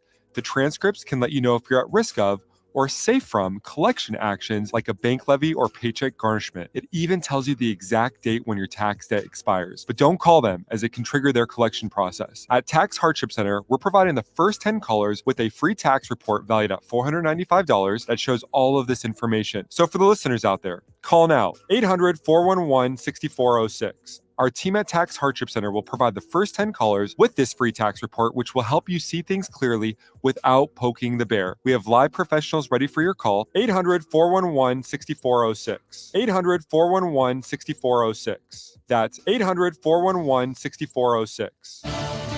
KMOX proudly supports the Musial Awards, returning to Stiefel Theater Saturday, November 23rd. You can be in the audience for this nationally televised event hosted right here in St. Louis. Named for Stan the Man, the show celebrates the year's greatest moments of sportsmanship and those who embody class and character. Experience the extraordinary moments and people that make the Musial Awards an event like no other. More information can be found at KMOX.com/events. A person makes the time for what they love. And we make the space. 1-800-GOT-JUNK makes the space. But we make the space for possibility. The space for yoga. The space for lifting weights. The space for dancing. The space for living your best life. And what does a person need to do to make all this happen? All you have to do is point. We make space for possibility. When you want to make junk disappear, call 1-800-GOT-JUNK. or visit 1-800-GOT-JUNK.com. Wesley Financial Group is not a law firm. Hi, I'm Chuck McDowell, the timeshare cancellation guy and founder of Wesley Financial Group. And I want to set the record straight. I am not an attorney. I've never wanted to be an attorney. And the truth is, I really don't even like attorneys. If I sound like an attorney or if I look like an attorney, I'll apologize. But what I've learned in my 15 years in the timeshare cancellation business is you don't need to be an attorney to get folks out of their timeshare. At Wesley, we've helped over 40,000 families cancel their timeshare without me being an attorney.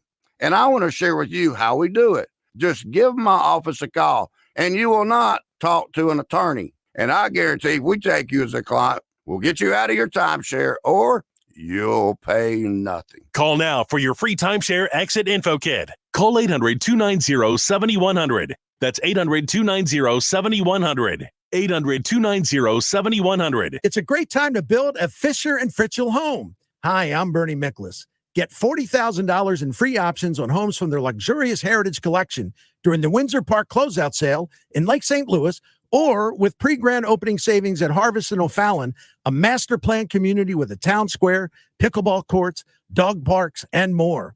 Base prices start in the 500s, minimum $125,000 option spend. Learn more at fnfhomes.com. I'm Dave Glover. This is KMOX, the voice of St. Louis. That's great that this man wants to invest in Washington Avenue. Nothing is going to go. I don't care how much money you spend making the buildings beautiful. Put this, put that. You have to have police. You have to have security. No one's going to feel safe walking around on Washington Avenue, and there's no police. Yusuf with a voicemail to the Odyssey app where the mic button is. You tap it and record your message and send it to us. Appreciate your voice messages, which you can send whenever you want.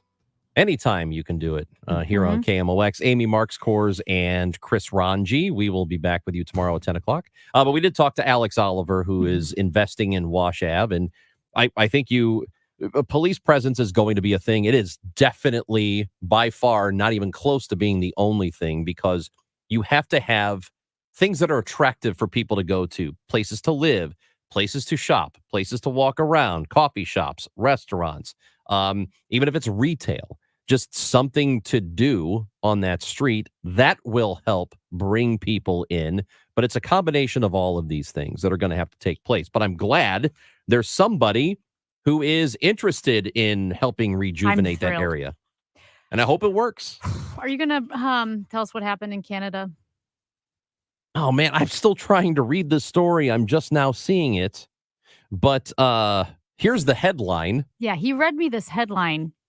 And I said, during the break. I can't wait to click on this. Yeah. Here's the headline. Disturbing new twist in death of Halifax Walmart worker who was baked to death in an industrial oven. What? First do they of all, have walk-in ovens in... You can't have a walk-in oven. What kind of oven do they have at Walmart? Well, they have the bakeries at Walmart. Yeah. Because they have grocery, but I guess they're... It can't be easy to get into an oven. Apparently they are. This one is big enough that you can walk into it. But the new twist is that it is not a lockable oven, so she should have been able to get out of it. Because don't you feel like with the freezers, that's my fear with walk-in freezers, is that the door will shut. Yeah, they also have a button, like a little big button that you can push, and it'll get you out. So I don't know what happened here, how this happened. It was somebody who had immigrated from India to Canada about 3 years ago, and there was a 911 call that came in, and the person at the store said there's somebody stuck in the oven, and we don't know if we can turn it off or get them out. And then they did finally get her out, but how would they not know if they could get her out? I don't understand. I don't understand this story at all. Something sounds really off. Right. Because I will say, I used a sauna for the first time ever this fall, and I didn't know how hot saunas got. Do you know how hot they get? Did I tell you this? 150. It was 185 degrees. Some people do 200. And I was in the sauna. My lips were burning. My eyeballs were burning. And I thought, at what point do I just start cooking? Like, can't you roast a chicken at 185 degrees? I don't think so. I know that's a slow roast, but you can melt some cheese at the very least. It was very hot. And what scared me was the door. And I will say this. There was a Hallmark mystery. It was the Hannah Swenson mystery. She's a baker who solves mysteries. Okay. And she was looking for a bad guy, went into the sauna thinking he was in there, and he locked the door. That was like one of the scariest Hallmark moments, because she's in the sauna and she's banging on the door, and her... Oh, that's not good. Guess who she fell in love with? The guy that rescued her. Oh, geez, Amy, I didn't read this part. The police are saying that they don't want anybody to speculate. Oh, dang it. I forgot that part. We already speculated. Too late. Well, that's Sad. awful. I do hope they figure it out. That's actually really, really, really awful. Oh, my gosh. Amy and I will be back with you tomorrow at 10 o'clock. We hope you will join us for that. Get that Odyssey app, and you can listen to us live and voice message us and all kinds of great things. Podcasts live on it, too. Amy Marks Kors, Chris Ranji. We will hang out for a bit with the Dave Glover Show next.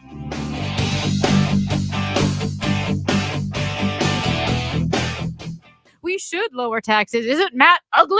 I did not say Matt was ugly. That's basically what you did. Genesis of St. Charles is knocking it out of the park with the biggest inventory around. In fact,